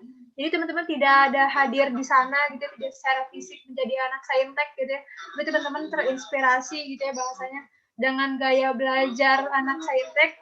Jadi teman-teman menjadikan anak saintek itu sebagai reference group-nya teman-teman. Gitu. Itu ya bahasanya secara sederhananya. Tuh. Kemudian yang terakhir ini ada formal group. Yang terakhir ada formal group dan informal group. Jadi sebenarnya formal group dan informal group ini kalau dulu guru aku bilangnya cuma ada di Indonesia gitu, makanya sebenarnya nggak ada gitu ya. Nggak tahu ya, aku mungkin juga masih kurang aja gitu infonya, mungkin masih tidak ada tokohnya gitu ya. Jadi ini ada karena di Indonesia itu selalu menamakan formal dan informal grup gitu, atau kelompok formal dan informal, kelompok informal. Maka kemudian sosiologi itu kan mengkajinya masyarakat ya. Jadi kemudian ketika sudah ada pengkajian itu, maka dibentuklah ada yang namanya memang ada yang namanya formal group gitu ya, kelompok formal, yaitu merupakan kelompok yang memiliki peraturan-peraturan dan tugas dengan sengaja dibuat gitu ya, untuk mengatur hubungan antar anggotanya. Ya, nah ini biasanya ada di partai politik gitu ya. Partai politik itu kan biasanya dia punya tugas-tugas gitu ya, yang akhirnya jelas gitu ya ke setiap individu-individunya, dan biasanya kan dia terbagi lagi gitu ya, di misalnya ada yang ngurusin daerahnya gitu, ada yang ngurusin provinsinya misalnya, ada yang ngurusin kemudian akhirnya ke negara gitu ya misalnya. Nah itu kan udah ada pembagian yang jelas gitu ya, itu biasanya ada di formal group. Kemudian ada yang selain tadi formal group itu berarti kebalikannya ya, informal. Kalau informal berarti apa? Berarti dia tadi nggak punya suatu hal yang sifatnya tuh bahasanya khusus kali ya gitu. Jadi tugasnya tuh nggak punya tugas yang nggak punya tugas yang jelas-jelas ya, tapi dia tuh terbentuk karena pertemuannya tuh berulang-ulang gitu. Jadi dia tuh intensif gitu ya bahasanya. Jadi membuatnya jadi akrab misalnya, dan memiliki kepentingan dan pengalaman yang sama. Nah ini makanya contohnya di sini sebagai misalnya komunitas gitu. Komunitas itu kan nggak semuanya ada. Kalau di sosiologi sih komunitas itu nggak punya struktur gitu ya. Ketika dia punya struktur, maka dinamakannya organisasi atau institusi gitu bahasanya, bukan komunitas. Tapi kalau di masyarakat kan beda lagi gitu ya. Mungkin ada yang komunitas tapi dia punya ketua gitu ya misalnya. Tapi intinya kalau di sosiologi ini namanya contoh dari informal group itu adalah komunitas ya, keluarga.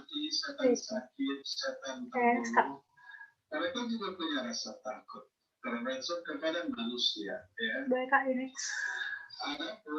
Nah, itu ya tadi mungkin nafas dulu dikit. Tadi udah kita bahas gitu ya, kelompok sosial teratur. Tadi kan di awal aku bilang ya, kalau tipe kelompok sosial itu ada dua ya. Ada kelompok sosial teratur ya, dan kelompok sosial tidak teratur. Nah, kelompok sosial teratur ini tadi ya udah banyak ya tokoh-tokohnya gitu ya, terus penamaannya gitu ya. Dan yang sekarang itu adalah kelompok sosial yang tidak teraturnya gitu. Nah sebenarnya di sini kelompok sosial tidak teraturnya nggak terlalu detail sih, sama kayak nggak terlalu sedetail tadi kelompok teratur gitu ya. Tapi yang perlu teman-teman ketahui di sini, kelompok sosial tidak teratur itu setidaknya mempunyai ciri-ciri. Yang pertama, tidak punya pola interaksi ya, jadi dia nggak punya polanya gitu, jadi dia tidak bisa jadi dia tidak saling tidak terus-menerus gitu ya komunikasinya atau interaksinya, pun dia tidak terorganisir ya. Terus kemudian temporer ya, itu sementara. Nah nanti di contohnya kita bisa lebih jelas ya, kenapa akhirnya dia lah di sementara gitu kan. Dia kenapa maksudnya ke kelompok sosial tidak teratur gitu. Nah yang terakhir insidental atau hanya pada waktu tertentu gitu. Oke, next Kak.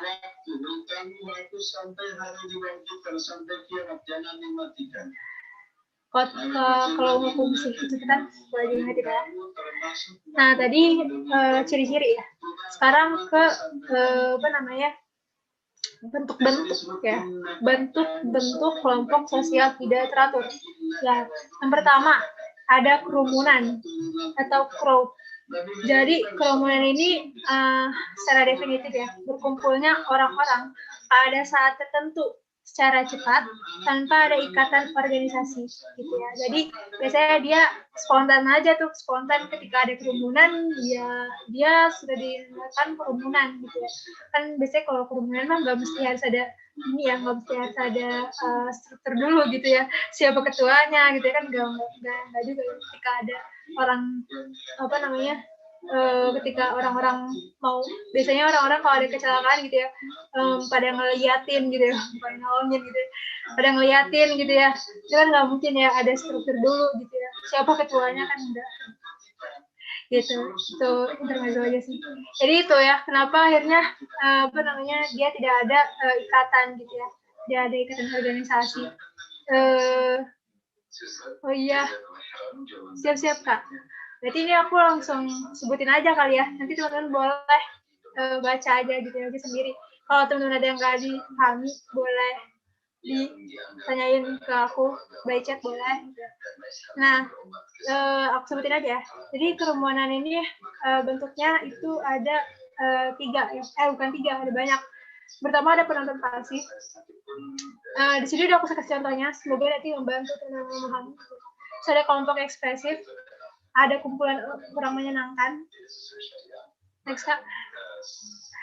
Nah, ada kumpulan kurang menyenangkan, terus juga ada kerumunan panik ya, atau panic crowds. Dia biasanya kerumunan orang-orang yang panik ya, lagi panik ya, sudah kerumun.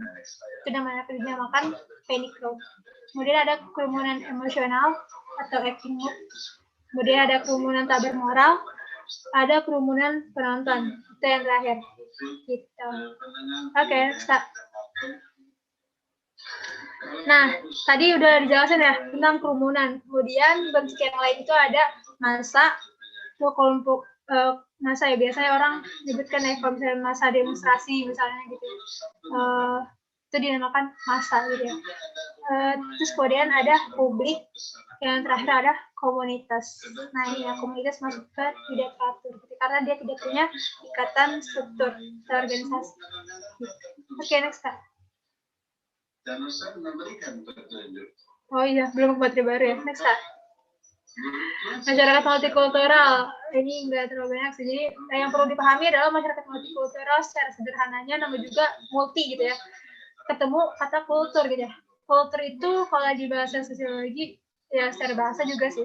Secara bahasa itu kan budaya gitu ya. Budaya. Jadi banyak budaya gitu. Masyarakat multikultural itu adalah masyarakat yang mempunyai atau memiliki banyak budaya.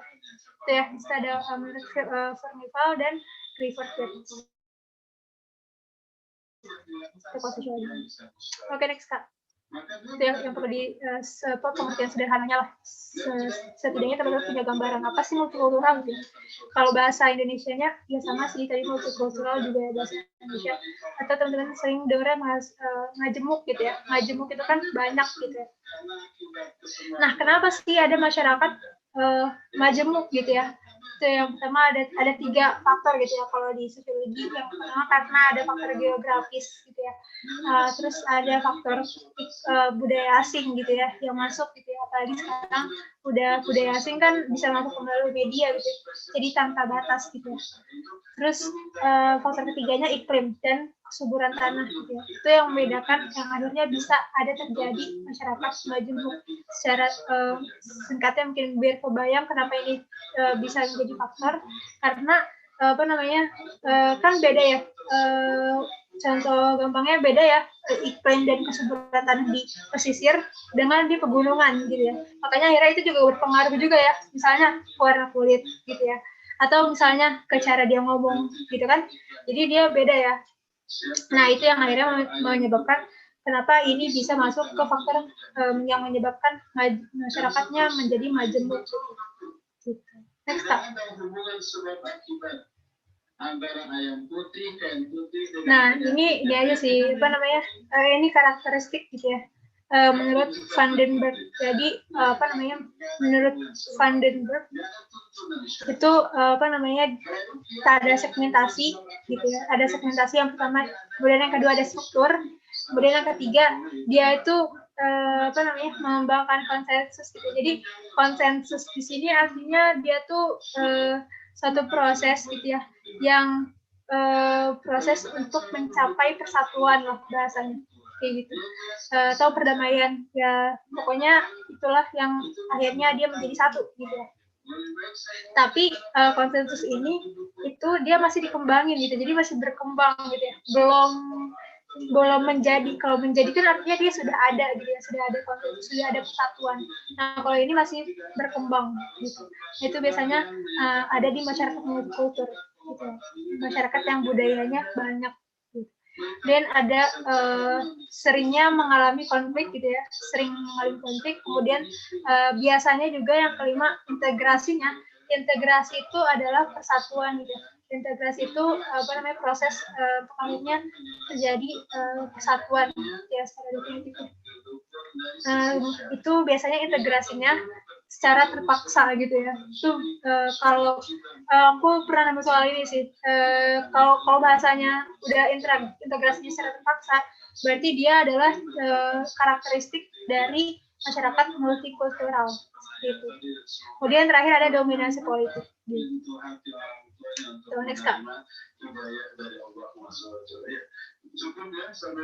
Nah ini aja sih konfigurasi. Jadi maksudnya di sini adalah masyarakat majemuk itu ada 4 jenis gitu ya, menurut Furnivall gitu. Tapi ini buat ini aja sih, buat pengetahuan teman-teman aja. Yang pertama ada masyarakat majemuk dengan kompetisi seimbang, ada dengan mayoritas dominan. Mayoritas dominan di sini, ini aku nggak catat di sini ya, jadi teman-teman boleh dicatat gitu ya. Misalnya ada yang dominan itu di Indonesia dominan dengan Islam dan suku Jawa gitu misalnya. Kemudian masyarakat majemuk dengan minoritas dominan. Nah di Indonesia juga ada ya, ada kelompok masyarakat Tionghoa gitu ya, tapi dia minoritas kan gitu ya. Tapi dia dominan. Kenapa dominan? Karena biasanya perusahaan-perusahaan gitu ya dipimpin banyak dimilikinya oleh orang-orang Cina gitu, misalnya Chinese gitu misalnya. Kemudian masyarakat majemuk dengan fragmentasi gitu ya. Fragmentasi itu pembagian gitu ya, tapi pembagian di sini bahasanya dia itu nggak saling ketemu lah gitu ya. Jadi ya udah terbagi aja gitu ya, atau ya udah nggak ada saling komunikasi seperti itu. Oke, sekarang. Nah terakhir nih, ini aja sih pengetahuan juga sih. Nah aku ngebaginya jadi 3 gitu ya. Ada majemuk secara ras gitu ya. Nah kalau di Indonesia itu ada subras Melayu dan Papua Melanosoid gitu ya. Papua Melanosoid gitu. Nah nanti teman-teman boleh mencari tahu lebih lagi gitu ya. Terus kemudian di sini kemajemukan bangsa. Di sini kalau aku ini aku sebutin gitu ya sebagai dari dampak gitu ya dari kemajemukan bangsa. Dampak itu artinya yang menyebabkan masyarakat itu jadi majemuk gitu. Tapi selain dampak itu juga jadi faktor pendorong juga gitu. Nah itu biasanya ya kalau di soal SBM aku pernah namanya ini sih. Terus kemajemukan agama gitu ya, ada ragam agama di Indonesia gitu. Nah unsur-unsur agama biasanya aku nggak tahu ya masih ada di soal SBM apa enggak, tapi di soal SBM yang pernah aku lihat gitu ya, di aku dan sebelum aku itu masih ada ini unsur-unsur agama yang setidaknya perlu teman-teman ingat gitu ya. Itu ada kepercayaan agama, simbol, praktek gitu ya, kitab suci, pemeluk atau umat, dan pengalaman. Jadi ketika ada 6 ini baru bisa disebut agama. Sebenarnya kalau kita bicara di Indonesia mungkin bisa ada yang menyebut lagi kan sebenarnya ada kepercayaan ini, ada kepercayaan ini gitu ya. Tapi ketika unsur-unsur ini belum ada gitu ya, ada yang belum ada itu belum bisa disebut agama gitu. Maka mungkin di Indonesia pun belum diakui di bahasanya. Seperti itu. Udah deh. Udah kan ada habis. Coba deh. Seingat aku sudah habis. Oh, ada lagi ya. Oh, ada 2 lagi. Ini aja sih. Teman-teman boleh baca aja gitu ya. Nanti kalau udah dikasih filenya. Pokoknya ini tahap menuju multikultural gitu.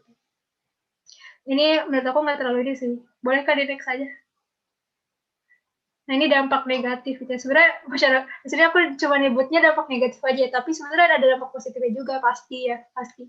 Masyarakat multikultural itu pasti ada dampak positif dan negatifnya. Setiap sesuatu juga pasti ada dampak positif dan negatifnya gitu. Tapi di sini aku cuma nyebutin dampak negatifnya aja gitu ya. Yang pertama itu ada disintegrasi.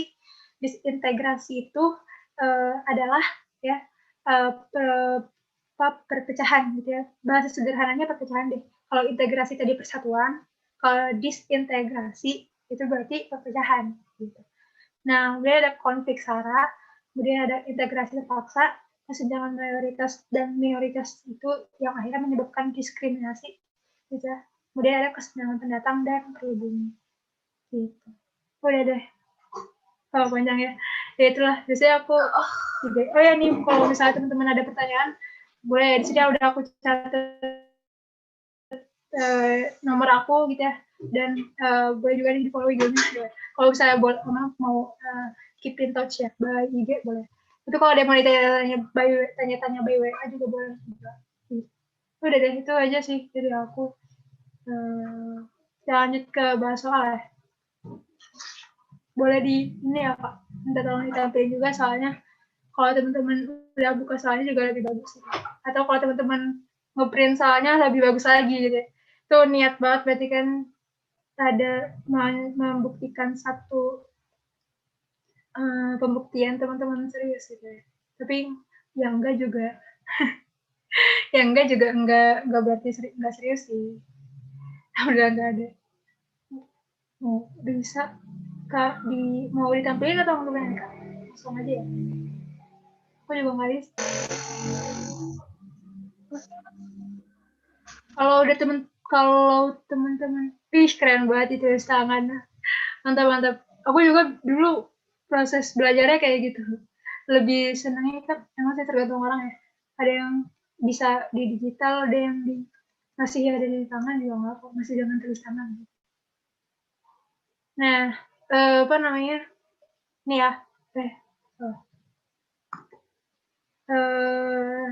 soalnya kalau teman-teman udah megang, kita langsung aja kita bacain soalnya. Iya, sebenarnya aku mau ada tanya jawab juga terkait materi tadi. Maaf ya, kayaknya karena waktunya ini udah mepet, nanti boleh teman-teman tanya aku secara langsung. Nah, coba aku aja yang baca di sini ya di file aku.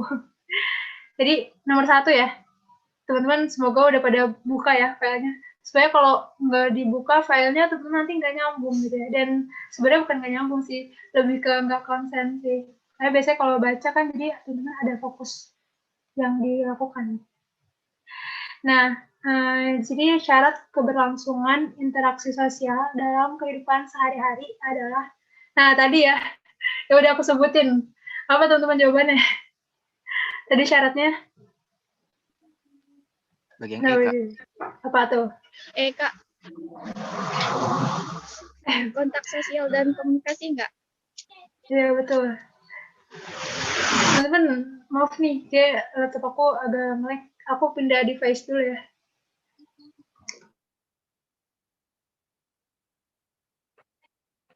Bentar.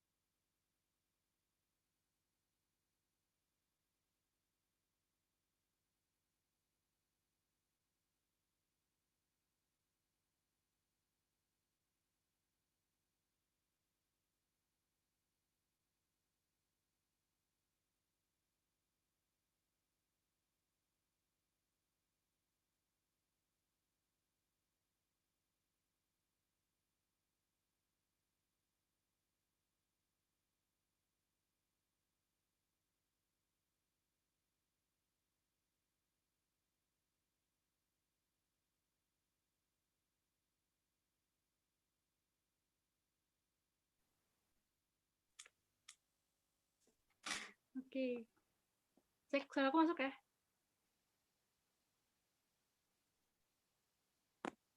Mulai mengharibi nih. Oke. Sebentar, aku buka dulu nih. Buka filenya dulu. Belum.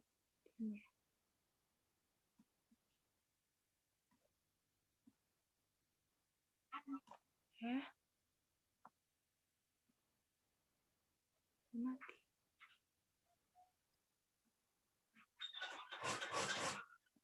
Oke, teman-teman, sebentar. Oke. Nah, yang kedua ya. Tadi, ya betul ya, kontak sosial dan komunikasi.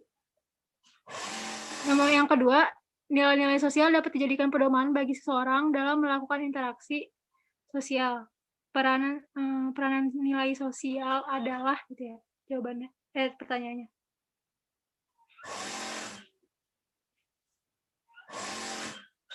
Nah, apa nih nomor 2, teman-teman? Sini, kalau aku jawabnya itu adalah kalau 1, betul ya. Kalau A itu 1, 2, 3. Aku kalau udah lupa ya. 1, 2, 3 A, B 1, 2, C 2, 4 ya. D 4 doang ya. Betul semua ya? Iya, Kak. Betul ya. Oke. Nah, di sini jawabannya itu betul semua ya. Karena pertama ya, nilai sosial itu ya menentukan kepribadian individu ya. Kalau Notonegoro itu bilang kalau nilai sosial itu ada 2. Nanti kita bahas tentang nilai sosial ya. Jadi nilai sosial itu ada materinya tersendiri sebenarnya. Tapi soalnya udah ada duluan di sini. Jadi nggak apa-apa ya. Nanti kita bahas di lebih jauhnya tentang nilai sosial. Yang nilai sosialnya itu menurut Notonegoro itu ada 2. Ada nilai sosial material dan nilai sosial imaterial. Jadi imaterial itu adalah nilai sosial yang tidak tampak gitu ya. Jadi kalau nilai sosial material itu tadi tampak gitu ya, secara ada nih jelas gitu ya, aturannya ada gitu ya. Misalnya tertulis secara undang-undang gitu ya misalnya. Kalau imaterial itu tidak nampak gitu ya. Tapi itu secara tidak langsung menjadi nilai gitu ya. Kayak misalnya ini karena menurut aku masih berlaku sih ya di masyarakat sekarang. Jadi aku mencontohkannya ini aja. Misalnya ketika perempuan itu pulang lebih dari jam 9 malam gitu ya, tidak dikatakan pokoknya nggak boleh deh malam-malam keluar gitu ya, misalnya perempuan. Nah itu kan tidak ada ya peraturannya secara tertulis gitu ya, tidak tampak gitu secara nyata. Tapi di masyarakat itu masih mempercayai itu gitu ya, aturan itu. Nah itu disebutnya dengan nilai sosial imaterial. Jadi dia juga membentuk, nilai ini yang akhirnya membentuk kepribadian individu. Jadi itu kenapa jawaban aku juga masuk ya ke kebutuhan hidup. Terus kemudian keteraturan sosial sudah pasti ya tadi, misalnya undang-undang gitu ya. Kemudian ada orientasi tindakan gitu. Nomor 2 ya jawabannya nomor 3 lanjut ya. Individu yang tidak mengalami sosialisasi tidak dapat berinteraksi. Udah maghrib ya? Daerah mana tuh? Insya Allah. Salah. Individu, aku lanjut ya. Individu yang tidak mengalami sosialisasi tidak dapat berinteraksi dengan orang lain, sebab kemampuan individu untuk berperan sebagai anggota masyarakat tergantung pada sosialisasi. Nah, ini apa nih menurut teman-teman? Jawabannya, kalau sosialisasi sebenarnya ada lagi ya babnya, materinya tersendiri gitu ya. Nanti kita belajar lagi ya mendalamnya tentang sosialisasi. Tapi yang pasti di sini kalau menurutku jawabannya itu A gitu ya. Kenapa? Karena individu itu ketika dia lahir pun gitu ya, ketika dia sudah lahir gitu ya, dia itu kan ada ya istilahnya rumah orang tua itu sekolah pertama bagi anak gitu ya. Ya betul, kenapa? Karena orang tua itu di sosiologi adalah lembaga sosial disebutnya. Lembaga sosial pertama yang berperan sebagai pemberi sosialisasi kepada anak gitu ya. Jadi dari kecil pun gitu ya, dari ketika lahir karena sudah ada di lingkungan keluarga gitu ya, maka di situ dia sudah ditanamkan sosialisasi gitu, dan akhirnya itulah yang membentuk dia untuk akhirnya bisa berinteraksi dengan orang lain gitu ya. Nah, karena di sini, jadi pernyataannya di sini menurut aku benar juga, pun sebabnya juga benar gitu ya. Kemampuan individu untuk berperan sebagai anggota kelompok masyarakat, anggota masyarakat tergantung pada sosialisasi, benar juga gitu. Itu ya, menurut aku. Dan yang keempat, interaksi merupakan proses sosial yang menjadi dasar terjadinya aktivitas sosial dalam masyarakat. Interaksi tersebut bermanfaat sebagai berikut, kecuali Oke, tidak apa-apa, Han. Kecuali. Nah ini, apa ini belum 4 jawabannya. Kalau aku jawabannya itu C ya. Jadi interaksi di sini disebutkan sebagai proses sosial menjadi dasar terjadinya aktivitas sosial. Nah, apa namanya? Untuk kenapa jawabannya kecuali C gitu ya? Karena untuk kita apa namanya, mengetahui adat istiadat itu tidak harus gitu ya, tidak harus dulu ada interaksi gitu. Karena tadi ya syaratnya interaksi itu kan ada 2 ya. Jadi ada kontak sosial, ada komunikasi. Ketika belum ada ini berarti kan belum terjadi interaksi gitu ya. Nah, ketika apa namanya? Jadi kita pun bisa apa namanya, mengetahui adat istiadat selain dari dengan cara berinteraksi, bisa juga kita dengan cara Google misalnya gitu, kayak gitu. Sama-sama nih, gitu ya. Kemudian yang kelima, dalam perkumpulan itu terjadi interaksi yang intensif di antara anggota kelompok untuk menjalankan perannya sebagai anggota kelompok. Ya. Sebab ciri perkumpulan adalah adanya solidaritas yang dimiliki sejumlah orang yang didasarkan pada nilai bersama dan memiliki kewajiban moral. Kalau aku jawabannya itu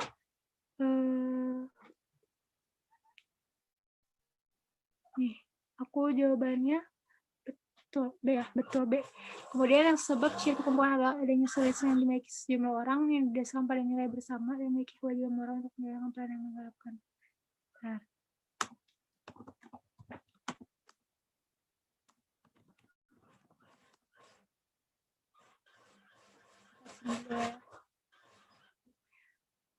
Kalau aku jawabannya nomor 5 B. Menurut aku itu soalnya benar, tapi mereka tidak berhubungan gitu ya. Karena yang satu apa namanya, bicaranya gitu ya, itu tentang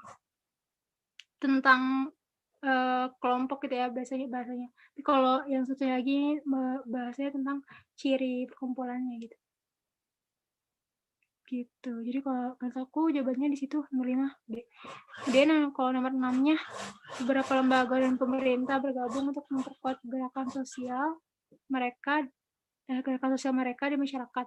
Fenomena ini merupakan interaksi asosiatif. Nah, tadi asosiatif ada berapa tuh bentuknya ya? Jadi ada apa namanya? Asosiatif itu bentuknya ada kerjasama ya, ada kerjasama, kemudian ada apa lagi? Simulasi gitu ya, ada akulturasi gitu ya. Terus, nah di sini ditanya nih, fenomena itu masuknya ke asosiatif yang disebut apa? Ini.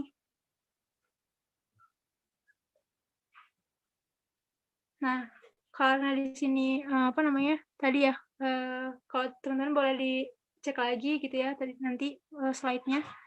Itu karena tadi secara definitif itu lembaga dan pemerintah ya, jadi jawabannya adalah yang koalisi gitu ya.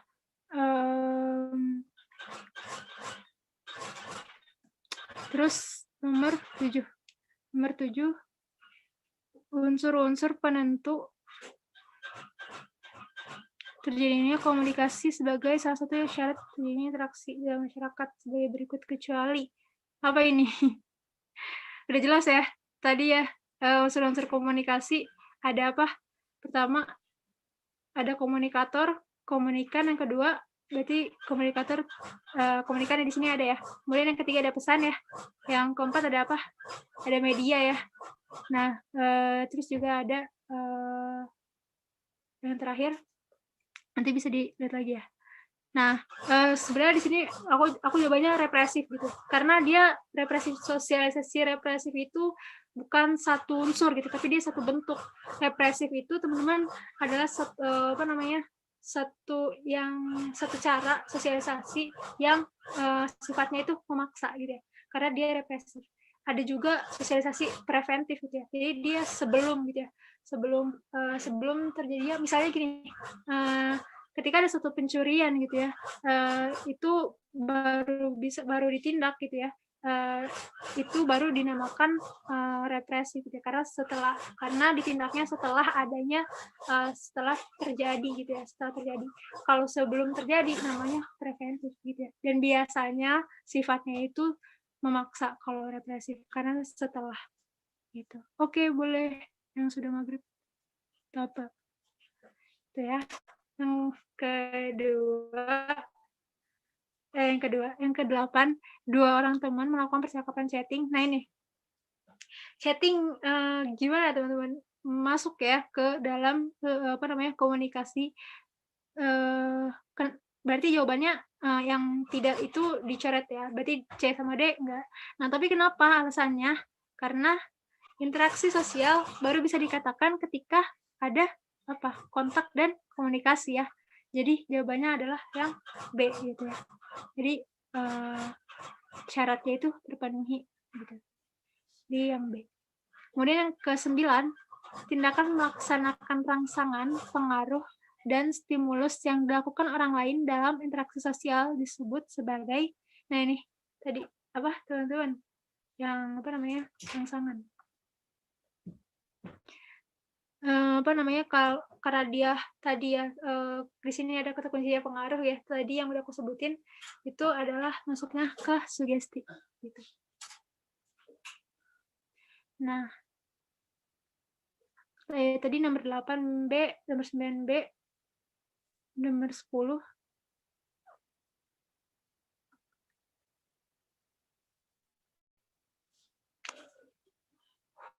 hubungan hierarkis antara orang tua dan anak maupun antara guru dan murid ya. Nanti teman-teman boleh dibaca soalnya lagi gitu ya. Ini jawabannya menurut aku C ya, karena betul gitu ya. Hubungan hierarkis baru, namanya juga hierarki kan ya. Itu hierarki itu teman-teman artinya tingkatan ya. Jadi ya memang baru bisa dikatakan tingkatan ya ketika ada orang tua dan anak, gitu, guru dan murid gitu ya. Gitu.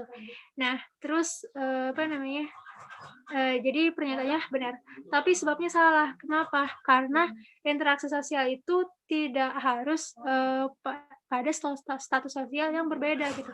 Tapi dia juga boleh dengan status yang sama gitu. Misalnya sesama teman gitu terjadi interaksi gitu ya. Jadi pernyataannya salah gitu. Nah, terus yang nomor 11. Hubungan sosial timbal balik yang saling mempengaruhi disebut dengan apa? Ya. Ini soalnya di sini masuknya ke sifat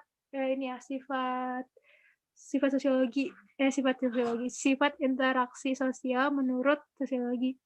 Jadi kalau sifat interaksi sosial itu tadi aku nggak masukin ya, jadi boleh dicatat aja gitu ya. Jadi sifatnya itu ada berulang, kedua ada teratur, ketiga ada disengaja, keempat ada aksidental. Aksidental artinya dia spontan ya, nggak direncanakan. Kemudian yang kelima ada resiprokal. Resiprokal itu mengandung makna adanya timbal balik ya, tadi ya pasti ya. Kalau kalau interaksi itu tadi syarat ya, bukan unsur gitu ya. Unsur dari konteks sosial adalah adanya komunikasi gitu, adanya hubungan timbal balik. Jadi jawabannya adalah yang ada di sini resiprokal gitu ya. Tuh. Nah, yang ke-12, penampilan seseorang seorang reporter di televisi merupakan salah satu bentuk interaksi sosial. Sebab interaksi sosial dapat terjadi dengan cara melaksanakan kontak secara langsung maupun tidak langsung. Ya, ini kalau aku jawabannya adalah yang A. Kenapa? Karena kenapa penampilan reporter itu termasuk ke interaksi? Karena tadi ya penampilan di sini dimaksudkan sebagai kayak performanya ya gitu ya, performanya. Nah, apa namanya performa di sini atau penampilan di sini masuk ke dalam tadi unsur komunikasi gitu ya. Nah, sebabnya juga benar. Kenapa? Karena apa namanya kontak tadi ya. Itu juga disebut yang pertama pernyataannya juga disebut interaksi karena interaksi sosial itu nggak cuman secara langsung tapi juga bisa secara tidak langsung. Nah, yang reporter ini sedang melakukan interaksi sosial secara tidak langsung. Gitu. Ya, silakan itu. Gitu ya. Jadi jawabannya adalah A. Nomor 13. Nilai yang dapat menciptakan perdamaian dan ketentraman pada masyarakat heterogen adalah nilai ya. Oke, lanjut ya. Nilai nomor 13 ini kalau menurut aku jawabannya adalah sebenarnya apa namanya? Menurut aku jawabannya yang apa benar semua. Ya, gitu.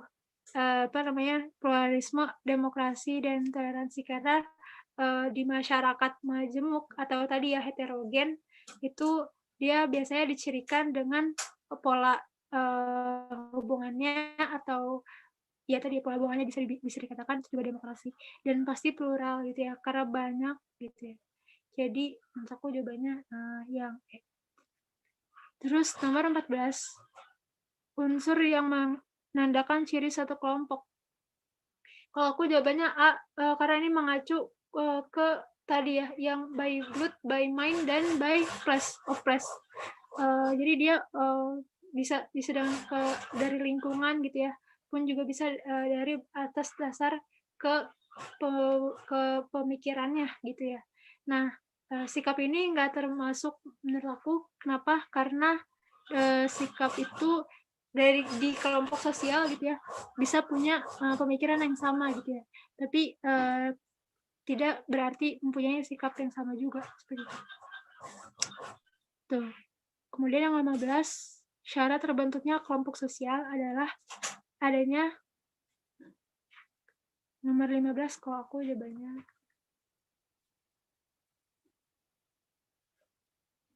ke ini apa namanya yang B ya karena dia punya tadi ya mengacu ke apa namanya tadi ada Sudirman Sukanto, ada McKeever sama ada Robert K. Morton. Itu dia sama-sama punya kesadaran yang sama dan punya tujuan yang sama gitu. Nomor 16 Ferdinand Tonis. Menurut Ferdinand Tonis contoh kelompok patembayan. Nah, tadi patembayan apa? Cirinya ya. Cirinya adalah dia tidak mempunyai ikatan yang kuat gitu. Kebalikan dari paguyuban gitu ya. Ingatkannya gitu aja kebalikannya. Nah, karena kebalikannya berarti dia ada di jawabannya yang 1 sama 3 apa C ya?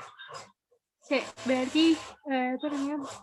Karena perusahaan itu dia ada karena punya kepentingan yang sama gitu kan ya.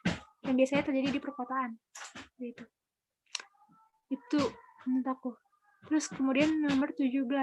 Menurut Ferdinand Tonis bahwa kehidupan bersama pada patembayan dicirikan bersifat pamrih dalam hubungan antar anggota. Menurut aku betul ya, kayak tadi ya.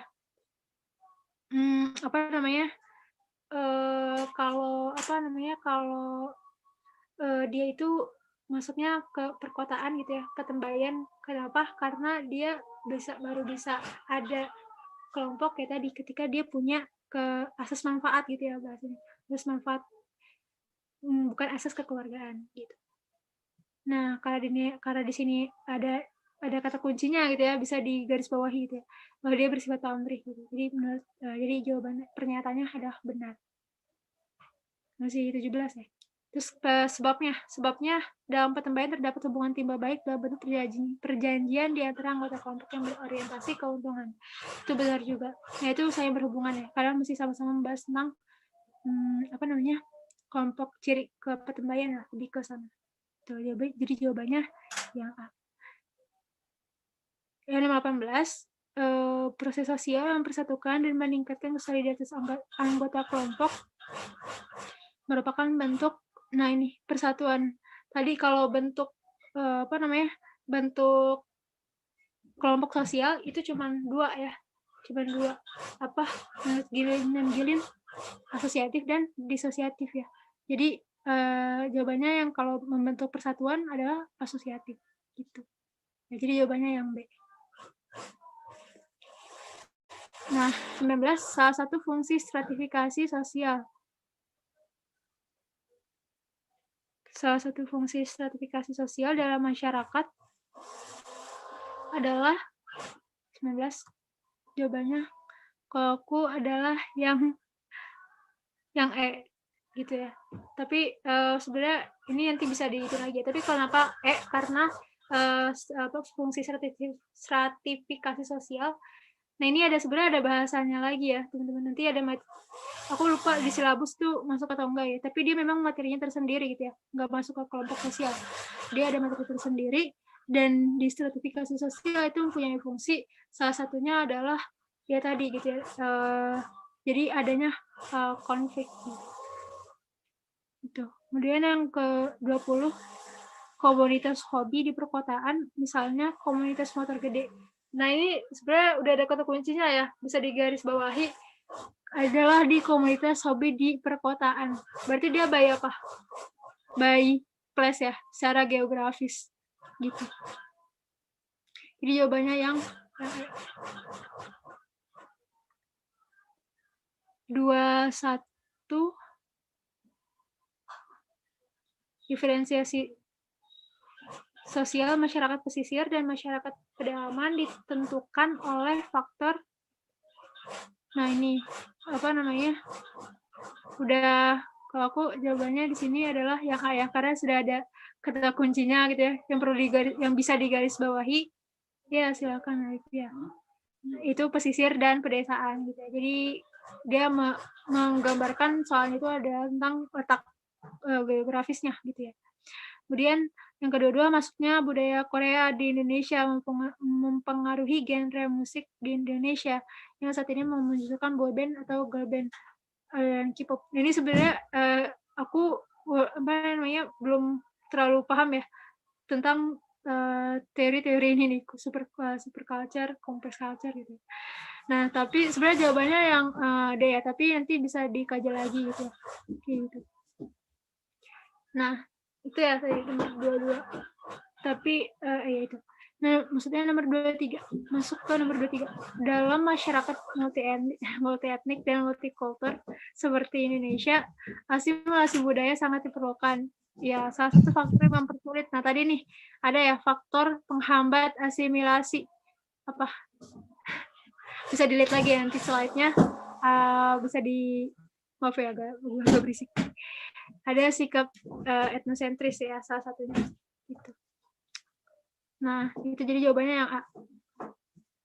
Kalau perkawinan campuran, ada yang bersama, sikap terbuka, perasaan empati yang tinggi, tadi apa masuknya? Ke faktor pendukung ya, atau faktor pendorong asimilasi.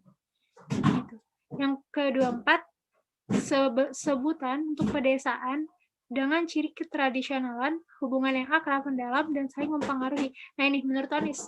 Tadi menurut Tonis ada 2 ya. Ada apa? Paguyuban atau Gemskap dan Gesoskap atau Patembayan ya. Jadi di sini jawabannya adalah apa? Ini pedesaan. Gemskap ya. Yang 24 yang C. Nah, terakhir. 2 kelompok masyarakat yang berbeda kebudayaan namun kemudian saling bertemu dan melakukan kontak sosial intensif sehingga terjadi pembaharuan budaya, tetapi tidak menghilangkan budaya asli. Nah, ini udah ada ya jawabannya gitu ya, karena sudah bisa digarisbawahi tidak menghilangkan budaya asli. Jadi jawabannya ya betul, akulturasi gitu. Nah, buat selebihnya teman-teman bisa dilihat lagi ya pengertiannya di slide nanti. Oh, udah deh. Sampai ya bisa selesai juga nih soalnya walaupun lebih ya jadinya ya. Oke, mungkin itu sih dari aku ya. Nanti kalau bisa teman-teman ada yang mau ditanyain, tadi juga kalau nggak salah ada yang raise hand deh. Tapi karena waktunya kayak gini gitu ya. Mungkin udah ada yang maghrib juga ya di beberapa daerah teman-teman. Boleh nanti kalau ada yang mau tanyain bisa WA ke aku gitu ya. Tahu boleh lewat Kak Desi juga boleh ya. Tapi nanti kasihan Kak Desinya. Nomor 20 tadi apa Kak? Nomor 20 jawabannya kalau aku. Gitu ya. Oke. Mungkin itu yang bisa aku sampaikan ya, karena sudah selesai terbahas semua dan materinya nanti bisa di-share ya sama kakak-kakaknya. Mungkin itu ya yang bisa aku sampaikan. Kurang mendengarkan, aku cukupkan ya dengan sama-sama ya kita membaca hamdalah. Alhamdulillah, semoga ada manfaatnya. Mohon maaf kalau ada kurangnya gitu ya. Assalamualaikum warahmatullahi wabarakatuh dari aku. Waalaikumsalam warahmatullahi wabarakatuh. Terima kasih Kak Bilkis. Penjelasannya mantap ya, lengkap nih ya. Filenya sudah Kakak kirimkan ya teman-teman KTG. Sudah Kakak kirimkan ke KTG-nya. Untuk yang teman-teman wujudin belum? Belum sempat gitu. Ya nanti bisa dibaca-baca lagi ya materinya gitu. Nah, terima kasih nih buat teman-teman yang masih bertahan. yang masih bertahan ya, alhamdulillah. Gitu. Nah, untuk kelas selanjutnya hari Minggu ya, hari Ahad. Kalau nggak salah pelajarannya ada geografi sama ekonomi. Gitu ya. Jadi ketemu sama ekonomi lagi, tapi dengan guru yang berbeda gitu ya, dan geografi gitu. Jadi nanti soalnya akan Kakak sampaikan hari Sabtu gitu ya, karena hari Sabtu besok kalian libur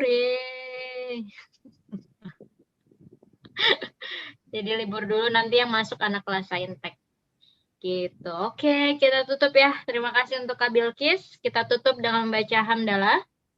Alhamdulillahirabbil alamin. Kafaratul majelis. Subhanakallahumma wa bihamdika asyhadu alla ilaha illa anta astaghfiruka wa atubu ilaik. Oke, semoga kedepannya kita bisa lebih baik lagi. Assalamualaikum warahmatullahi wabarakatuh. Waalaikumsalam warahmatullahi wabarakatuh.